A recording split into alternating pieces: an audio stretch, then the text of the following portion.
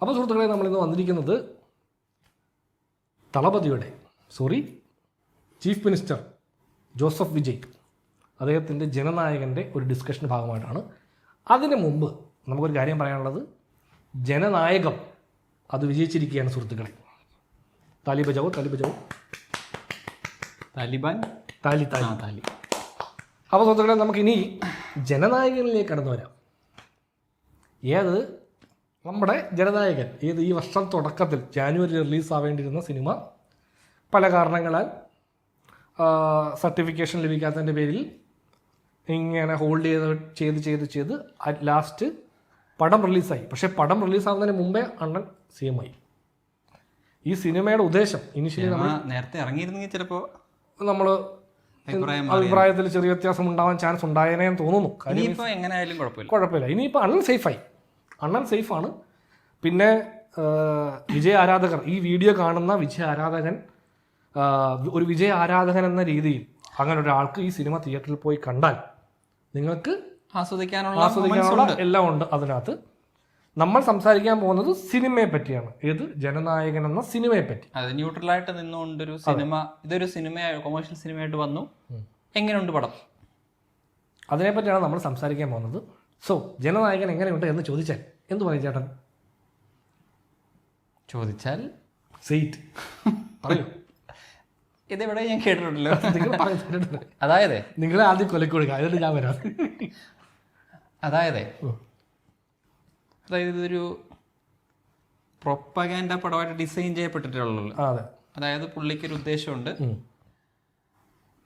പുള്ളി അവസാനമാണ് നമ്മളുടെ അടുത്ത് എത്തുന്നത്, ഇത് നമ്മൾ ഒരുപാട് ഇഷ്ടപ്പെടുന്ന ഒരു കൊമേഴ്ഷ്യൽ നായകന്റെ ലാസ്റ്റ് ഫിലിം. ഇനി ഇത് കഴിഞ്ഞിട്ട് പുള്ളിയെ ഒരു സ്ക്രീനിൽ നമുക്ക് കാണാൻ പറ്റത്തില്ല. അങ്ങനെയാണ് ഇതുവരെ പറയുന്നത്. അതെ, ആ ഒരു സെന്റിമെന്റാലിറ്റിയെ അഡ്രസ് ചെയ്യുന്ന ഒന്നും സിനിമയിലില്ല. അതായത് ഇല്ലെന്ന് ഒറ്റയടിക്ക് പറയുന്നില്ല. ഈ വൺ ലാസ്റ്റ് ഡാൻസ് എന്ന എലമെന്റ് ഞാൻ സിനിമയിൽ കണ്ട് ഇമോഷണൽ ആയെന്ന് ചോദിച്ചാൽ ഇല്ല, എന്നാലും ഒരു സന്തോഷം ഉണ്ടായി. ഓക്കെ, വിജയന്റെ പഴയ, പക്ഷെ അതിനൊരു ആത്മാർത്ഥത കുറവ് ഫീൽ ചെയ്തു സ്ക്രീനിൽ കാണുമ്പം. ഇത് ചുമ്മാ ഇങ്ങനെ തട്ടിക്കൂട്ടി ഉണ്ടാക്കിയൊരു, പക്ഷെ അതല്ലാതെ ഒരു ഫാൻസിനെ അഡ്രസ്സ് ചെയ്യുന്ന ഒരു സിനിമയിലുപരി ഇത് എൻ്റെ രാഷ്ട്രീയ ഭാവിക്ക് വേണ്ടി മാത്രം എന്തൊക്കെ ചെയ്യാവോ അതിനുവേണ്ടി ഈ സീന് അടുത്ത സീന് അങ്ങനെ പോകുന്നൊരു സിനിമയാണ്. അപ്പം അതൊരു സങ്കടമായിട്ട് തോന്നി. ഇപ്പം ഫാൻസ് പടമാണ് പുള്ളി ചെയ്യുന്നതിൽ കൂടുതൽ. പക്ഷെ ഇതിനകത്തൊരു ഫാൻസിന് വേണ്ടിയും പ്രത്യേകിച്ചൊന്നും ഉള്ളതായിട്ട് തോന്നില്ല. അതാണ് ഫാൻസിന് വേണ്ടി കൊടുക്കുന്നത്. എനിക്ക് തോന്നുന്നത് ഇത്രയും കാലം ചെയ്യുന്ന എല്ലാ പരിപാടിയും, ഒരു പഞ്ച് ഡയലോഗ്, ഒരു ഡാൻസ്, കുറച്ച് ഫൈറ്റ്, പക്ഷെ അതിന്റെയും ഒരു നല്ല വേർഷൻ കാണാൻ പറ്റും. ഞാൻ അതാ ഉദ്ദേശിച്ചു. ഇപ്പൊ നമ്മളിപ്പോ ഈ തെറിയല്ലോ, കത്തി ഇതൊക്കെ എടുക്കുവാണെങ്കിൽ അതും ഈ പറയുന്ന പോലെ വിജയപ്പെടമാണ്. നമ്മൾ ഇത്രയും കാലം കണ്ടതും ഈ പറയുന്ന പോലെ ഒരു നോർമൽ ഒരു ഓഡിയൻസ് വന്നിട്ടാണ് ഇത് വിജയ് സ്ഥിരം പടമാണെന്ന് പറയുമ്പോഴും നമ്മളൊരു വിജയ് ഫാൻ ആസ്വദിക്കുന്നത് ആ പടം തന്നെയാണ്. ആ സിമിലർ പടത്തിന്റെ വേരിയേഷൻസും കാര്യങ്ങളൊക്കെ ഉണ്ട്. വിജയ്ക്ക് ഒരു ഇൻട്രോ സീൻ വേണം, അതിനകത്ത് എന്ത് ഇപ്പൊ കത്തിയുടെ ആ സീനില്ലേ, മറ്റേ ഇതിനകത്തുള്ള ടങ് ആ സാധനം, അതിപ്പോഴും ഓർത്തിരിക്കുന്നത് എന്തോ, അത് ഭയങ്കര വെറൈറ്റി സീനായതുകൊണ്ടല്ല, പക്ഷെ അതിനകത്തൊരു ഒരു ഇഷ്ടത്തോടു കൂടിയുള്ള ഒരു ഫാൻ സർവീസ് ഉണ്ട്, എന്നാൽ കഥയ്ക്കകത്ത് നിൽക്കുന്നുണ്ട്. പക്ഷെ അതുപോലുള്ളൊരു ഒരു സിനിമയ്ക്കകത്ത് നമ്മൾ പറയുന്നത്, നമ്മൾ സോക്കോൾഡ് സിനിമ എന്ന് സോക്കോൾഡ് തമിഴ് കൊമേഴ്ഷ്യൽ പടം അങ്ങനെ വേണേൽ പറയാം. അങ്ങനെ ആ ഒരു ജോണറാണ്. അതിപ്പോൾ എല്ലാവർക്കും ആസ്വദിക്കാൻ പറ്റില്ല. ഒരു ക്രിട്ടിക്കലി വന്നിട്ട് നെഗറ്റീവ് പറയത്തക്ക ഒരു പടം തന്നെയാണ് വേണമെങ്കിൽ ഇതൊക്കെ. പക്ഷെ എന്നാലും ആസ്വദിക്കത്തക്ക എലമെന്റ്സിന്റെ എണ്ണം കൂടുതലുണ്ട്. നമുക്കിങ്ങനെ പിന്നീട് ഓർത്താണല്ലോ അതിന്റെ ഒരു പാട്ട് വരുന്ന പ്ലേസ്മെന്റ്, അതാണ് മെയിൻ സംഭവം. ഓർത്തിരിക്കുക. നമ്മുടെ പ്രത്യേകത, നമ്മൾ വിജയുടെ പല പടങ്ങൾ എടുത്താൽ അതിനകത്ത് നമുക്ക് എല്ലാത്തിനകത്തും ഒരു ഐക്കോണിക് സീൻ, ഒരു ഐക്കോണിക് മൊമെന്റ് നമുക്ക് ഉറപ്പായിട്ടുണ്ടാവും എല്ലാത്തിനകത്തും. വിജയുടെ പടത്തിന്റെ ഒരു മേജർ പ്രത്യേകത, ഇപ്പം വിജയ് അജിത്ത് പണ്ടുതൊട്ടുള്ള അടിയിൽ ഒരു മേജർ പ്രത്യേകതയായിട്ട് എനിക്ക് എപ്പോഴും തോന്നിയിട്ടുള്ള വിജയുടെ പടത്തിലെ പാട്ടുകളും അതിന്റെ വിഷ്വൽ പ്രസന്റേഷനും ഒക്കെ നമുക്ക് ലാസ്റ്റ് 3 പടം അനൗൺസ് ചെയ്തപ്പോഴും, 3-ൽ ഫസ്റ്റ് പടം ലിയോ അല്ലേ, ലിയോയിൽ പോലും നമ്മളതിനെ പല കുറ്റം പറയുമെങ്കിലും അതിൽ ഓർത്തിരിക്കാൻ ഒരുപാട് സാധനമുണ്ട്. ഞാൻ വിചാരിച്ചു, എന്റെ മനസ്സിൽ ലിയോ ആയിരുന്നു ഉള്ള എൻഡ് പടമെങ്കിൽ ഹാപ്പിയാണ്. അതിനകത്ത് 2 കട്ട ഹാഫുകളാണ്. നമ്മൾ ഫസ്റ്റ് ഹാഫ് വിജയുടെ ഒരു ഗംഭീര ആക്ടിങ്, വിജയുടെ ഗംഭീര ആക്ടിങ് നമുക്ക് കാണാൻ സാധിച്ചു. കുറെ നല്ല മൊമെന്റ്സ് ഉണ്ട്. അതായത് ഫാൻ സർവീസും ഉണ്ട്, എല്ലാം ഉണ്ട്. അതായത് ഒരു നല്ല മിക്സ് ആണ്. അതെ, ബാലൻസ്ഡ് ആണ്. ബാലൻസ്ഡ് മിക്സ് ആണ്. കുറച്ച് വേണ്ടാത്ത എലമെന്റ്സ് ഉണ്ട് അതിനകത്ത്, എങ്കിലും ഒരു നല്ല മിക്സ് കിട്ടി. പക്ഷെ ഗോട്ട് ഭയങ്കര ഡിസപ്പോയിന്റ്മെന്റ്, ഒന്നുമില്ലാത്തൊരു പടമാണ്, ഓർക്കാനൊന്നുമില്ല പ്രത്യേകിച്ച്. അതെ. അതേപോലെ തന്നെ ഇപ്പൊ ഇതിലേക്ക് എത്തുവാണെങ്കിൽ എന്നെ സംബന്ധിച്ച് ഈ പണ്ട് നമ്മൾ പറഞ്ഞിട്ടുള്ള പോലെ ഒരു കുഴിക്കകത്ത് ഗോട്ടും ജനനായകനും വീഴുവാണെങ്കിൽ ഗോട്ടിന്റെ തൊട്ട് മേളിലാണ് ജനനായകൻ. അതുകൊണ്ട് നമുക്ക് ഗോട്ടിനേക്കാൾ ജനനായകനാണ് ബെറ്റർ ആയിട്ട് നമുക്ക് ഫീൽ ചെയ്തു. ഈ പറയുന്ന പോലെ കണ്ടാൽ വിജൃംഭിച്ചിരിക്കുന്ന വിഗോ, അങ്ങനെ വിജയ് എന്ന എലമെന്റിനെ പ്രസന്റ് ചെയ്തതിൽ അങ്ങനെ ഭയങ്കര വിജയെ സ്റ്റാർട്ടിംഗ് ടു എൻഡ് ക്ലീൻ ആണ്. പുള്ളിയുടെ ഒരു നമുക്ക് വാച്ചബിൾ ഒരു സംഭവമാണ്. പുള്ളിയുടെ പെർഫോമൻസ് ആയാലും പുള്ളി കിട്ടിയ ഇതൊന്നും അല്ല നമ്മുടെ പ്രശ്നം. നമ്മുടെ പ്രശ്നം ഇതിനകത്തെ എച്ച് വിനോദ് എലമെന്റ് ആണ്, ഫിലിം മേക്കിംഗ്. അതായത് ഒരുപാട് ഷോട്ടുകൾ കാണുമ്പോഴും അതിനകത്ത് VFX എലമെന്റ്, ഇതിനൊന്നും ഒരു ഇഷ്ടത്തോട് ചെയ്ത സിനിമയില്ല. ഒരു ഡിസൈൻഡ് ഫിലിമാണ്. അതിൽ പോലും ഈ തമിഴ്നാട്ടിൽ ഇപ്പം തമിഴ് കൊമേഴ്ഷ്യൽ സിനിമയിൽ കഴിഞ്ഞ കുറേ വർഷങ്ങളായിട്ട് നമ്മൾ പറഞ്ഞുകൊണ്ടിരിക്കുന്ന എല്ലാ നെഗറ്റീവ്സും ഉള്ള ഒരു പടമാണ് ഈ എഡിറ്റിംഗ് അസഹനീയമായ വെട്ടിവെക്കലാണ്. അതായത് എല്ലാ ഷോട്ടും ഒരു ഇന്റർകട്ടാണ്, വെട്ടിക്കൂട്ടലാണ്. അതെ. ഇത് നമ്മളൊരു സീനിന്റെ ഇടയ്ക്ക് ഇടുന്നാണ് ഈ ഇന്റർകട്ട് ചെയ്ത് 6 മണിക്കൂർ പടത്തെ 3 മണിക്കൂർ പടമാക്കിയത്. അതെ, ഒരു എല്ലാ ഷോട്ടും ഇന്റർകട്ടാണ്. നമ്മളിപ്പോൾ പാട്ടൊക്കെ കാണുമ്പോഴത്തേക്ക് നമുക്ക് ഈ സീക്വൻസ് രസമുണ്ടല്ലോ എന്ന് തോന്നത്തൊക്കെ ഒന്നുമില്ല. എന്തൊക്കെയോ വന്നു പോകുന്നു, അതിൻ്റെ ഇടയിൽ ഭഗവത് കേസരിൽ എന്തൊക്കെയോ ഉണ്ടായിരുന്ന നല്ല സാധനം ആയതുകൊണ്ട് കേസരിലുള്ള കാര്യങ്ങൾ എല്ലാത്തിനും ഇതിനകത്ത് എടുത്തിട്ടുണ്ട്, വില്ലന്റെ ക്യാരക്ടർ ഒഴിച്ച്. ബാക്കി എല്ലാ കാര്യങ്ങളും ഇതിനകത്ത് എടുത്ത് പ്ലേസ്. ഭഗവത് കേസരി കണ്ടില്ല ഞാൻ. ഭഗവത് കേസരി തിയേറ്ററിൽ പോയി കണ്ടതാണ് FDF. അപ്പൊ അത് എന്നെ സംബന്ധിച്ചോളം ഭഗവത് കേസരിയുടെ എനിക്ക് ഈ പടം കണ്ട് തീർന്നപ്പോൾ എന്നോട് ജനനായകനാണോ ഭഗവത് കേസരിയാണോ നല്ലതെന്ന് ചോദിച്ചാൽ എനിക്ക് ഭഗവത് കേസരിയാണ് ബെറ്റർ പടം. ശരിയാണ്, തെറിവിടരുത്, ബാലയാണ്, ബാലയ ജോണറാണ്, എല്ലാം ശരിയാണ്. അല്ല, പക്ഷേ ഭഗവത് കേസരിയൊക്കെ ഇറങ്ങിയപ്പോഴത്തേക്കും ഈ ബാലയ എലമെന്റുകൾ കുറവുള്ള സിനിമയായിരുന്നു അത്. പക്ഷെ ആ സിനിമയുടെ പ്രത്യേകത ആ സിനിമയുടെ presentation start to end neat and clean ആയിട്ട് അത് ചെയ്തു വെച്ചു. അത് കത്തിപ്പടമാണ്, അത് അങ്ങനെ തന്നെ വൃത്തിയായിട്ട് ചെയ്തു വെച്ചു. ഈ വൃത്തി ഇവിടെ ഇല്ല എന്നുള്ളതാണ് നമ്മുടെ പ്രശ്നം. ഫിലിം മേക്കിംഗ് ഇങ്ങനെ ഒരു ബഹളമാണ് ഈ പടം, ഒരു കെയോട്ടിക് ബഹളം ഇൻ ദ സെൻസ് ഫിലിം മേക്കിംഗിലെ ബഹളം. അങ്ങനെ ആവരുതായിരുന്നു അവസാന വിജയ് പടം എന്ന്. അത് കുറച്ചുകൂടെ നമുക്കൊരു ഇമോഷണലി വിജയെ കാണാൻ പറ്റുന്ന മൊമെന്റ്സ് വളരെ കുറവായിരുന്നു. നമ്മുടെ തിയേറ്ററിൽ കയ്യടിയും ബഹളമൊക്കെ ഉണ്ടായിരുന്നു പല സീനുകൾക്കും. പക്ഷെ എന്നാലും എനിക്ക് പേഴ്സണലി ഒരു വിജയ് ഫാൻ എന്ന നിലയിൽ അവസാന പടത്തിന് വേണ്ട ഒരു ഇമോഷണൽ സംഭവം എവിടെയില്ല. അതായത് സിനിമ തീരുമ്പോൾ ഒരു പുള്ളിയുടെ പടങ്ങളുടെ എല്ലാത്തിനും ഒരു ഇത് കാണിക്കുന്നു. അത് ശരിക്കും ഭയങ്കരമായിട്ട് ഇമോഷണൽ ആവേണ്ട സാധനം പടത്തിന്റെ മാത്രമല്ല, അതിനെ ചൂസ് ചെയ്ത ഷോട്ടുകൾ പോലും ഇതല്ല ആക്ച്വലി വിജയുടെ സീനുകളിൽ എടുത്തു വെക്കേണ്ടെന്ന് എനിക്ക് തോന്നി. അതിന് ഇപ്പം എന്നെക്കാൾ എക്സ്ട്രീം വിജയ് ഫാൻസ് ആണ്, അവർക്ക് ചിലപ്പം ഓക്കെ ആയിട്ട് തോന്നുമെങ്കിലും നമ്മൾ പല പടങ്ങളിലും ഇപ്പൊ റീബാനിലൊക്കെ പ്ലേ ചെയ്യുമ്പോൾ റീബാനിൽ ആക്ച്വലി വിജയ് പടങ്ങൾ പ്ലേ ചെയ്യുന്ന തിയേറ്ററാണ്. നമ്മൾ വിജയ് പടം കാണാൻ തിരഞ്ഞെടുക്കുന്ന എന്തുകൊണ്ടെന്ന് വെച്ചാൽ അവിടെ വൈബ് നമുക്ക് കിട്ടത്തുള്ളൂ. അവിടെ പല ഫാൻസുകാരും നമ്മൾ വെളുപ്പിനെയൊക്കെ വിജയുടെ സിനിമയ്ക്ക് പോകുമ്പോഴത്തേക്കും പല ഫാൻസുകാരും കട്ട് ചെയ്തുകൊണ്ട് വരുന്ന വിജയ് സിനിമകളുടെ സാധനങ്ങളുണ്ട്. എന്തുവാ ഫാൻ എഡിറ്റ്സ് ഉണ്ട്. അത് നമ്മളിപ്പം 6 മണിക്ക് ആ ഷോയ്ക്ക് നമ്മൾ 5 മണിക്ക് അവിടെ പോയി ഇരുന്നിട്ട് ഈ ഫാൻ എഡിറ്റുകൾ ചുമ്മാ 1 മണിക്കൂർ പ്ലേ ചെയ്തു. അതിലെന്തോരം ഗംഭീര സാധനങ്ങളുണ്ട്. അതിന്റെ ഒരു 5% പോലും ആത്മാർത്ഥത ഇല്ലാത്തൊരു കട്ടാണ് ഈ വന്നേക്കുന്നത്. അപ്പൊ അങ്ങനെയൊക്കെയുള്ള ഈ ആത്മാർത്ഥത എലമെന്റിന്റെ കുറവും പിന്നെ ഇൻ ജനറൽ ബാഡ് ഫിലിം മേക്കിങ്ങും ആണ് നമുക്ക് ഈ പടത്തിന്റെ ഏറ്റവും വലിയ പരാജയം. അതിനിപ്പോ ഇങ്ങനെ എടുത്തോ ഈ എലമെന്റ് എന്ന് പറയാനൊന്നുമില്ല. ഓവറോൾ ജനനായകൻ എന്താ പറയാ, ഒരു ഡിസപ്പോയിന്റിങ് ഫൈനൽ ഫിലിം. അതായത് ഒരു വേഴ്സ്റ്റ് ഫെയർവെൽ എന്ന് പറയുന്ന പോലെ. അതെ, പുള്ളി ഇതിലും ബെറ്റർ ഒരു പടം അർഹിച്ചിരുന്നു. അതെ, അത് എനിക്ക് തോന്നുന്നത് ഇതിൽ നിർത്തരുത്, ഇനിയൊരു പടം കൂടെ ചെയ്യാം. കുറച്ച് ടൈം എടുത്തു അല്ലേ, പുള്ളിയുടെ പരിപാടി തിരക്കുകളെല്ലാം കഴിഞ്ഞിട്ട് എപ്പോഴേലും ഒരു സിനിമ കൂടെ ചെയ്യാം. നല്ലൊരു അല്ലെങ്കിൽ മിനിമം മറ്റേ ഈ ലാലേട്ടന് ജയിലറി കിട്ടിയ ഒരു ക്യാമിയോ ഇല്ലേ, നമുക്ക് ഒരുപാട് പേർക്ക് ഇഷ്ടമാണ്. എന്തുകൊണ്ട് മലയാളത്തിൽ ഞാൻ പറയുന്നത് കൊമേഴ്ഷ്യൽ പടം ഒരുപാട് പേർക്ക് ചീപ്പ് സിനിമകളുടെ കൂട്ടത്തിൽ എഴുതി തള്ളുന്ന ഒരു സംഭവമാണ്. പക്ഷെ അത് ചെയ്തെടുക്കാനുള്ള ബുദ്ധിമുട്ടിനെ കുറിച്ച് അറിഞ്ഞു കഴിഞ്ഞാൽ ഈ ക്രിട്ടിക്സ് ഉൾപ്പെടെ ഇപ്പൊ നമ്മളെ ക്രിട്ടിക്സ് ആയിട്ട് കൂട്ടുന്നില്ല എങ്കിൽ പോലും നമ്മൾ ഫിലിം ലവേഴ്സ് എന്ന കാറ്റഗറി പെടുത്തുകയാണെങ്കിൽ ക്രിട്ടിക്സ് ഉൾപ്പെടെ ഇതിന് എടുക്കേണ്ട എഫേർട്ടിനെ കുറിച്ച് അറിഞ്ഞ് സംസാരിക്കുന്ന ഒരാൾക്ക് ഈ കൊമേഴ്ഷ്യൽ പടം ഇന്ന് വൃത്തിക്ക് ചെയ്യാൻ ഉള്ള ബുദ്ധിമുട്ട് അറിയാവുന്ന ഒരാൾക്ക് മനസ്സിലാവും. അത് അതുകൊണ്ടാണ് നമുക്ക് ഈ സങ്കടം തോന്നുന്നത്. ഇത് ഈ കൊമേഴ്ഷ്യൽ ഹീറോസ് ആണ് ഇവരൊക്കെ. ഇപ്പം വിജയ്ക്കൊക്കെ എനിക്ക് തോന്നുന്നില്ല വിജയ് അല്ലാതെ ഒരുപാട് പടം ചെയ്യും. ലിയോയ്ക്കകത്താണ് ഞാൻ ഈ നൻപനകത്തായിരിക്കും പുള്ളിയുടെ ഈ എലമെന്റ് കുറഞ്ഞൊരു പടം ഏതാ. അത് ഓൾറെഡി 3D റീമേക്ക് ആയതുകൊണ്ട് തന്നെ അതിനെ വേറൊരു രീതിയിലും ബാധിക്കാത്ത രീതിയിൽ, അത് ഒറിജിനലിനെ ഒരു രീതിയിലും ബാധിക്കാത്ത രീതിയിൽ ഒരു റീമേക്ക് ആക്കി മാറി. അതിനാണ് പുള്ളിയുടെ ആക്ഷനോ പരിപാടികളോ ഈ പഞ്ച് പരിപാടി ലൈനോ ഒന്നും പഞ്ച് തുടങ്ങി കഴിഞ്ഞിട്ട് സച്ചിനൊക്കെ അത് കഴിഞ്ഞിട്ട് ഇറങ്ങിയ പടം ഒന്നുമല്ല. സച്ചിനൊക്കെ പഴയ പടം അല്ല, അതല്ല ഞാൻ പറഞ്ഞ ഈ ആക്ഷൻ ചെയ്ത് തുടങ്ങിയിട്ട് ഇറങ്ങിയ പടമാണ് സച്ചിനൊക്കെ. അപ്പൊ അങ്ങനെയുള്ള പടം പുള്ളി ചെയ്യാത്തിടത്തോളം ഈ കൊമേഴ്ഷ്യൽ നല്ല രസകരമായ കൊമേഴ്ഷ്യൽ പടം ചെയ്തെടുക്കാൻ തന്നെ വലിയ പാടാണ്. അത് തിയേറ്ററിൽ കയറുന്ന ആൾക്കാരെ തിയേറ്ററിൽ ഇരുത്തി രസിപ്പിക്കുക.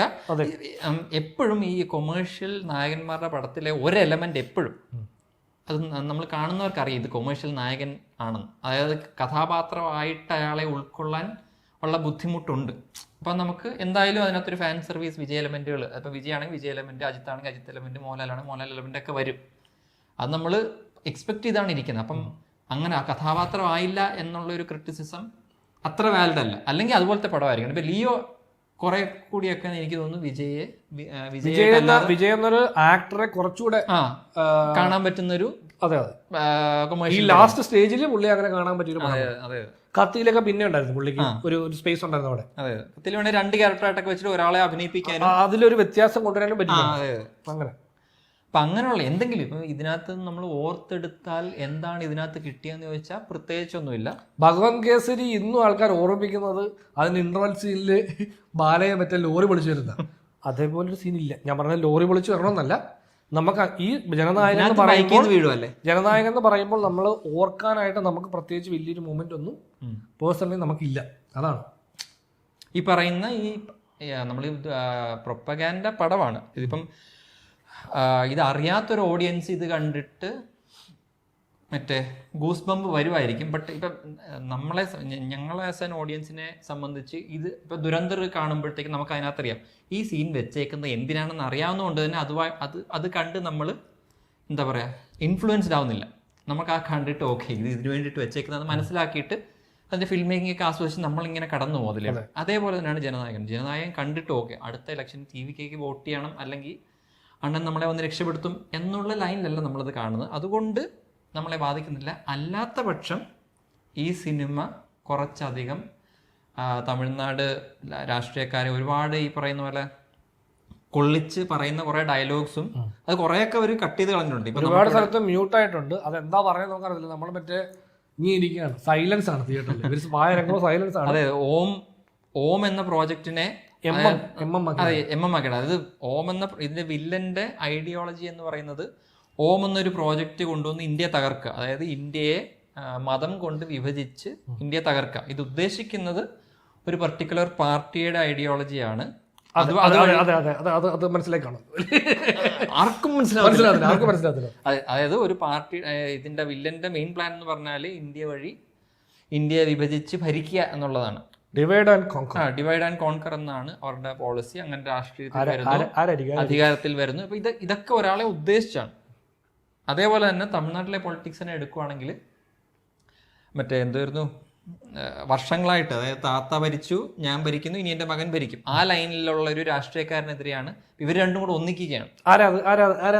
ഇവരൊക്കെ ആരാന്ന് ഓർക്കും പിടിയിട്ടത്തില്ല. ഇതൊക്കെ അങ്ങനെ ഭയങ്കര സട്ടിലായിട്ട് മലയാള സിനിമയിലൊക്കെ ചെയ്യുന്നതിൽ വളരെ സട്ടിലായിട്ട് എന്തോ ഒരു ഒളിച്ചു കടത്തുന്ന പരിപാടിയൊന്നുമല്ല, ഡയറക്റ്റായിട്ട് വന്ന് പറയുകയാണ്. അപ്പം അങ്ങനെയുള്ള എലമെന്റ്സ് കാരണമാണ് ഇതിന് പിന്നണിയിലുണ്ടായ ഡ്രാമ കുറെ കൂടി ഇൻട്രസ്റ്റിംഗ് ആയിരുന്നു. ഇത് തടയാൻ ശ്രമിക്കുന്നു, അത് റിലീസാവാൻ തുടങ്ങി, ഇതിന് കട്ടിങ് ഉണ്ടാവുന്നു, അതുണ്ടാവുന്നു, ഇതുണ്ടാവുന്നു. അപ്പം ആ ഡ്രാമ കുറെ കൂടെ ഫണ്ണാണ് ഈ സിനിമയിൽ കാണുന്ന ഡ്രാമയേക്കാൾ. പിന്നെ ഇതിനകത്ത് എനിക്ക് രസകരമായി തോന്നിയ എലമെന്റ് ആ ക്ലൈമാക്സിലെ മമിത പ്ലസ് വിജയ് ഫൈറ്റ്. അതെനിക്ക് തോന്നുന്നു അത് ആക്ച്വലി അന്ന് ഈ ഇത് കണ്ടപ്പോൾ ഭഗവത് കേസരി കണ്ടപ്പോഴും ഒരു മെയിൻ സ്ട്രീം ആക്ടർ, അത് ബാലയ്യ എന്ന് പറഞ്ഞാൽ അറിയാലോ, പുള്ളി തന്നെ 100 പേരെ ഇടിക്കണം, അങ്ങനത്തെ പോയിന്റ് നിന്ന് ശ്രീലീലയ്ക്ക് പുള്ളിക്കാരനൊരു സ്പേസ് കൊടുത്ത് ആ ക്ലൈമാക്സിൽ ഇവർ രണ്ടുപേരുടെ ഫൈറ്റ് ചെയ്യുന്നത്. അപ്പം അന്ന് അത് നമ്മൾ ബാലയ്യ പടത്തിൽ നമ്മൾ എക്സ്പെക്ട് ചെയ്യാത്ത സാധനമാണ്. ഞാൻ എൻ്റെ കൂട്ടുകാരെ കൊണ്ട് പോകുന്നത് എന്തിനാ, എടാ ഇത് ബാലയ്യ പടം, ഇത് നമ്മൾ മറ്റേ മലങ്കൾട്ടായിട്ട് ആസ്വദിക്കുന്നു എന്നുള്ള ലൈനിൽ പോയതാണ്. ആ കൊണ്ടുവന്നവർ പോലും എടാ ഇതൊരു നോർമൽ സിനിമയാണല്ലോ, നോർമൽ തെലുങ്ക് പടമാണ്, അതിനകത്തേക്ക് അതിന് മറ്റേ ബാലയ്യ ജോണറിലേക്ക് കംപ്ലീറ്റ്ലി വന്നില്ല. അതിൻ്റെ ഒരു ഡിസപ്പോയിൻമെൻറ്റ് അന്നുണ്ടായിരുന്നു നമുക്ക്. ഈ സിനിമയ്ക്കകത്ത് വരുമ്പോഴും ഈ മമിതയ്ക്ക് കിട്ടിയൊരു വലിയൊരു പോസിറ്റീവ് ഒരു ഭാഗ്യമാണ്. അതായത് വിജയിയുടെ ഏറ്റവും അവസാനത്തെ സിനിമയിൽ, ഏറ്റവും അവസാന സിനിമ നമ്മൾ കമ്മിൽ പറഞ്ഞില്ല, ഇതുവരെയുള്ള സിനിമയിൽ ഏറ്റവും അവസാന സിനിമയിൽ ക്ലൈമാക്സിൽ നായകനോടൊപ്പം നിന്ന് വില്ലന്മാർക്കെതിരെ ഫൈറ്റ് ചെയ്യുക, അതിനൊരു സ്പേസ് കൊടുത്തിട്ടുണ്ട്. ഇതിപ്പോ ഈ ഒരു വലിയ സോഷ്യൽ ചേഞ്ചിന്റെ നടുക്ക് നിൽക്കുക നമ്മളിതിപ്പോ എടുത്തു പറയേണ്ട ഒരു ഘടകം ആവരുതായിരുന്നു, അങ്ങനെ ആവരുതായിരുന്നു. എന്നാലും നമ്മൾ ഇന്നത്തെ കോണ്ടെക്സ്റ്റ് വെച്ചിട്ട് നമ്മൾ എടുത്തു പറയുകയാണ്. അപ്പോൾ ഒരു കൊമേഴ്ഷ്യൽ നായകൻ വേറൊരാൾക്ക് സ്പേസ് കൊടുക്കുന്നു. അത് പെങ്ങളായതുകൊണ്ടാണ് നായികയ്ക്ക് അങ്ങനെ ഒരു സ്പേസ് കിട്ടുന്ന ഒരു സമയം ഉണ്ടാവുമായിരിക്കും ഇനി ഭാവിയിൽ. നായിക ഇവിടെ വെറുതെ വന്ന് നിൽക്കുവാണ്. പൂജ ഈ കഥയിൽ നായിക എന്ന് പറയുന്നത് നമുക്ക് മമിതയുടെ പേരിൽ കൊടുക്കാം. നമ്മളെ കൊമേഴ്ഷ്യൽ സിനിമയിലെ നായിക എന്ന് പറഞ്ഞാൽ നായകന്റെ റൊമാൻറ്റിക് ഇൻട്രസ്റ്റ് എന്നുള്ളതാണ് ഇൻട്രസ്റ്റ്. പക്ഷെ എനിക്ക് തോന്നി പൂജ ഹെഗ്ഡയ്ക്ക് ഒരു മോശം ഇതില്ല. ആക്ച്വലി ഒരു പ്രത്യേകിച്ച് നമ്മൾ ശ്രദ്ധിക്കാത്തൊരു കഥാപാത്രം എന്നേ ഉള്ളൂ. അതായത് നായകന്റെ കൂടെ ഇതൊക്കെ വെറുപ്പ് ക്യാരക്ടർ എന്നുള്ള സംഭവം ഇല്ല. വെറുപ്പിക്കൽ പരിപാടി, ക്യൂട്ട്നെസ് പരിപാടി ഒന്നുമില്ല. അവരുടെ സീൻ തന്നെ വളരെ പെട്ടെന്നായിട്ട് ഹാൻഡിൽ ചെയ്ത് പോയിട്ടുണ്ട്. പെട്ടെന്ന് ഓടി പോവാ, നമ്മളെ ബാധിക്കാത്ത രീതിയിൽ ഒരു നീറ്റ് ക്യാരക്ടറാണ്. പ്രത്യേകിച്ച് എഴുതി ഫലിപ്പിച്ചിട്ടൊന്നുമില്ല. അതായത് സൈഡിൽ നിൽക്കുന്നു, വെക്കുമ്പോൾ നായികയും ഉണ്ട് ഈ സീനിൽ എന്ന് പറയുന്ന പോലെ അത്രേ ഉള്ളൂ നായികയുടെ റോള്. അതുകൊണ്ട് അത് നെഗറ്റീവും പോസിറ്റീവും ആവുന്നില്ല എന്നാണ് എൻ്റെ ഒരു അഭിപ്രായം. മെയിനായിട്ട് ഇതിനകത്ത് ഫീമെയിൽ പ്രസൻസ് ആയിട്ട് മമിതയാണ്. അതിന് ആക്ച്വലി കുറച്ചധികം റോളും ഉണ്ട്. പുള്ളിക്കാരത്തേക്ക് ഇങ്ങനെ ആ ആർക്ക് എടുക്കുവാണെങ്കിൽ പുള്ളിക്കാരത്തി ഫൈനൽ വന്ന് പുള്ളിക്കാരത്തിന്റെ റോള് കൊള്ളായിരുന്നു. ക്യാരക്ടർ ആർക്ക് കംപ്ലീറ്റ് ചെയ്തോണ്ട് പുള്ളിക്കാരത്തിന് ഫിയർ ഓഫ് ഫിയർ, അത് എന്താണെന്ന് ഫിയർ ഓഫ് ഫോബിയ, അത് ശരിക്കും ഉള്ളതാണോ നോക്കണം എന്ന് മനസ്സിലായില്ല. ഈ ഡിസ്കഷൻ ഇരിക്കുന്നതിന് മുമ്പ് നോക്കണം എന്ന് വിചാരിച്ചു, പക്ഷെ അത് പറ്റിയില്ല. പേടി എന്ന് പറയുന്ന ഒരു സംഗതി ഉണ്ടോ, അതൊരു ഇൻട്രസ്റ്റിംഗ് എലമെന്റ് ആണ്. Thank you H Vinoth for അത് പ്രത്യേകം പറയാനുണ്ട്. അതായത് എച്ച് വിനോദിന്റെ ഒരു ഇന്റർവ്യൂ, നമ്മുടെ രംഗാടനുമായിട്ടുള്ള ഇന്റർവ്യൂ കണ്ട സമയത്ത് പുള്ളി അതിനകത്ത് പറയുന്നൊരു സംഭവമുണ്ട്. എനിക്ക് സ്റ്റോറി, ഒരു കഥ പറയുന്നതിനേക്കാൾ ഇൻട്രസ്റ്റ് എന്ന് പറയുന്നത് ഇൻഫർമേഷൻ ഷെയർ ചെയ്യാന്നുള്ളത്. യൂട്യൂബർ ആവേണ്ട ആളാണ് പുള്ളി, സിനിമ ഡയറക്ടർ ആയതിന്റെ ഒരു. അതായത് പുള്ളിക്ക് ഓരോ പടത്തിനകത്തൂടെ കുറച്ച് ഇൻഫർമേഷൻസ് ആളുകൾക്ക് കൊടുക്കുക, അതായത് പുതിയ പുതിയ കാര്യങ്ങളെ പറ്റി പറയുക, അങ്ങനെയുള്ള ഒരു ഇൻട്രസ്റ്റ് പുള്ളിക്കുണ്ടെന്ന് പുള്ളി പറയുന്നുണ്ട്. പുള്ളിയുടെ സ്റ്റോറി ടെല്ലിങ്ങിന് മുകളിൽ പുള്ളി ഇൻഫർമേഷൻ ഷെയറിങ് ഉണ്ടാവുമെന്ന് പടം കാണുമ്പോൾ മനസ്സിലാവുന്നുണ്ട്. അത് ഒരുപാട് കാര്യങ്ങളെ പറ്റി സംസാരിക്കണം. അതാണ് ഒരു സീനും അടുത്ത സീനും തമ്മിൽ പ്രത്യേകിച്ച് ഫ്ലോ ഒന്നുമില്ല, പാട്ട് വരുന്നതിന് പ്രത്യേകിച്ച് ഫ്ലോ ഒന്നുമില്ല. എന്തുകൊണ്ട് ഇവിടെ ഇത് സംഭവിക്കുന്നു എന്നുള്ള കാരണമൊന്നുമില്ല. ഈ സീൻ രസമുണ്ട്, ഇതിവിടെ ഇരിക്കട്ടെ. അടുത്ത സീൻ എനിക്ക് രസമായി തോന്നുന്നുണ്ട്, ഇതിവിടെ ഇരിക്കട്ടെ. ഇതിപ്പോ ഒരുപാട് പേര് കേൾക്കുമ്പോൾ പറയും, ഇത് വിജയുടെ സിനിമ അല്ലെങ്കിൽ ഇങ്ങനെ ഒരു കൊമേഴ്ഷ്യൽ പടം, ലാസ്റ്റ് പടത്തിന് ഒരു ഫാൻ സർവീസ് പടത്തിന് എങ്ങനെയാണ് എടുത്താലും അതിങ്ങനെ ആയിരിക്കും എന്ന് പറയും. അങ്ങനെ അല്ല. അതായത് അതിനെ എന്തുകൊണ്ട് നല്ല രീതിയിൽ ചെയ്യാൻ പറ്റില്ല. അതേ ഉള്ളൂ ചോദ്യം. ഇങ്ങനെ ആവാം, ഇത് ഓപ്ഷൻ നമ്പർ 1. നമുക്ക് ഇങ്ങനെ ഒരു തട്ടിക്കൂട്ട് സാധനം ചെയ്യാം. പക്ഷെ എന്തുകൊണ്ട് അത് ഇപ്പോൾ വിജയ് ഫാൻ എന്നല്ല, അല്ലെങ്കിൽ ഒരു ഫാൻ പടം ചെയ്യുമ്പോഴത്തേക്ക് എന്തുകൊണ്ട് അത് നല്ല പടമായിരുന്നു ആയിക്കൂടാ. ഇപ്പം തിരിച്ചായിരുന്നു. ഇപ്പൊ ഗോട്ട്, ഇത് ലിയോ ആയിരുന്നു ലാസ്റ്റ് പടമെങ്കിൽ ഐ എം ഫൈൻ. നമുക്ക് കുറച്ച് ഇഷ്യൂസ് ഉണ്ട്, പക്ഷെ ഓർത്തിരിക്കാനും കുറെ സാധനങ്ങളുണ്ട്. അതെ, നമ്മളിപ്പോ എക്സ്പെഷ്യലി ലിയോ എന്ന് പറയുമ്പോൾ നമ്മുടെ മനസ്സിൽ ആദ്യം മറ്റേ കോഫി ഷോ ഫൈറ്റ് വരും. അതെ, അതൊരു അങ്ങനെ ഒരു സംഭവം ഈ പടത്തിൽ ഇല്ല. കഴിഞ്ഞ ഒരു 10 വർഷത്തിൽ തമിഴ് സിനിമ എടുക്കുവാണെങ്കിൽ മികച്ച ആക്ഷൻ സീനുകളിൽ ഒന്നായിട്ട് വേണേ പ്ലേസ് ചെയ്യാം. ആക്ഷൻ സീൻ പറഞ്ഞാൽ ബഹളമല്ല, നമുക്ക് ഓർത്തിരിക്കാൻ പറ്റും. അതിന്റെ സ്റ്റാർട്ടിങ് ഓർത്തിരിക്കാം, അതിന്റെ മിഡിൽ ഓർത്തിരിക്കാം, എൻഡിങ്, അതിന് ആ ക്യാരക്ടറിനൊരു ആ സീൻ കഴിഞ്ഞിട്ട് ക്യാരക്ടറിന് വെച്ച് അങ്ങനെ ഒരുപാട് സംഭവങ്ങളുണ്ട് ആ സീൻ വെച്ച്. ഇതിനകത്ത് പ്രത്യേകിച്ച് ഒരു ആക്ഷൻ സീൻ ഉണ്ടാവുന്നതിന് വേണേ ആ ഒരു എൻഡിങ്, ഈ മമിത പ്ലസ് വിജയ് സീനിന് പടത്തിന്റെ ആർക്കുമായിട്ടൊരു ബന്ധമുണ്ടെന്ന് വേണേ പറയാം. ബട്ട് അതിന്റെ എനിക്ക് ഫൈറ്റ് കൊറിയോഗ്രഫി അത്ര ഭയങ്കരമല്ല. പക്ഷെ ചില മൊമെന്റ്സ് ഉണ്ട്. ഒന്ന് രണ്ട് സ്റ്റേജിങ്ങില് ഈ മമിതയും വിജയും കൂടെ ചാടി വന്നിട്ട് മമിത ഫ്രെയിമിന് പുറത്തോട്ടൊക്കെ പോകും. അങ്ങനെ ആവരുതായിരുന്നു. ഇങ്ങനെ ചാടി വന്ന് നിൽക്കുന്ന രണ്ടുപേരുടെയും കാണുന്നതായിരുന്നു. ചില സാധനം ഫൈറ്റ് സ്റ്റാർട്ട് ചെയ്യുമ്പോഴത്തേക്കും ഫോക്കസ് ചെയ്യുന്ന വിജയ്, അതായത് പുള്ളിക്കാരി ഇങ്ങനെ ജസ്റ്റ് അങ്ങനെ പോകുന്നു, പുള്ളി വരുന്നു, അങ്ങനെ കുറെ ഒരു ബഹളം പിക്ചറൈസേഷൻ ഉണ്ട്. വേറെ സാധനങ്ങളായിരുന്നു ഇങ്ങനെ രണ്ടുപേരും തിരിയുമ്പം അങ്ങനെ കുറച്ച് സാധനങ്ങളൊക്കെ ഇടയ്ക്കിടയ്ക്ക് എവിടെയോ. പിന്നെ ഒരു സാധനം ചില എലമെന്റ്സ് കട്ട് ചെയ്യുന്നൊക്കെ എനിക്ക് ഭയങ്കര കൺഫ്യൂസിങ്. അതായത് ഇങ്ങനെ മമിത ഇടിച്ചിട്ട് ഒരാളുടെ മുതുകിന് പുറത്തോട്ടൊക്കെ പോകും ക്യാമറ, എന്നിട്ട് അവിടെ നിൽക്കും 2 സെക്കൻഡ്. അപ്പം നമ്മൾ വിചാരിക്കും കറങ്ങി വരുമ്പോഴത്തേക്കും അതിന്റെ ബാക്കി ഉണ്ടായിരിക്കും. അപ്പൊ അങ്ങനെ കുറച്ച് അലമ്പ് രീതിയിലാണ് ഇത് എടുത്തു വെച്ചേക്കുന്നത്. അതെ, ഇതിങ്ങനെ ഒരു എസ്പെഷ്യലി ഫൈനലില് ബോബി ഡിയോളും വിജയ് തമ്മിലുള്ള ഫൈറ്റ് സീക്വൻസിന്റെ അത് ഭയങ്കര ശോകമായിരുന്നു. അതെ, അത് ഭയങ്കര ശോകമായി. അതിന് മുമ്പത്തെ സാധനം സാധാരണ ആളുകളെ ഇടിക്കുന്നതിന് മൊമെന്റ് ആണ് നമ്മൾ മവിതയ്ക്ക് കൊടുത്തേക്കുന്നത്. മെയിൻ ആളെ ഞാൻ ഒറ്റയ്ക്ക് പിടിച്ചോളാം. ആ സംഭവം ഭയങ്കര ഷോയാണ്. അതിന് പ്രധാന കാരണം അത് അതിന്റെ ബാക്ക്ഗ്രൗണ്ട് ഫുള്ള് VFX ആണ്.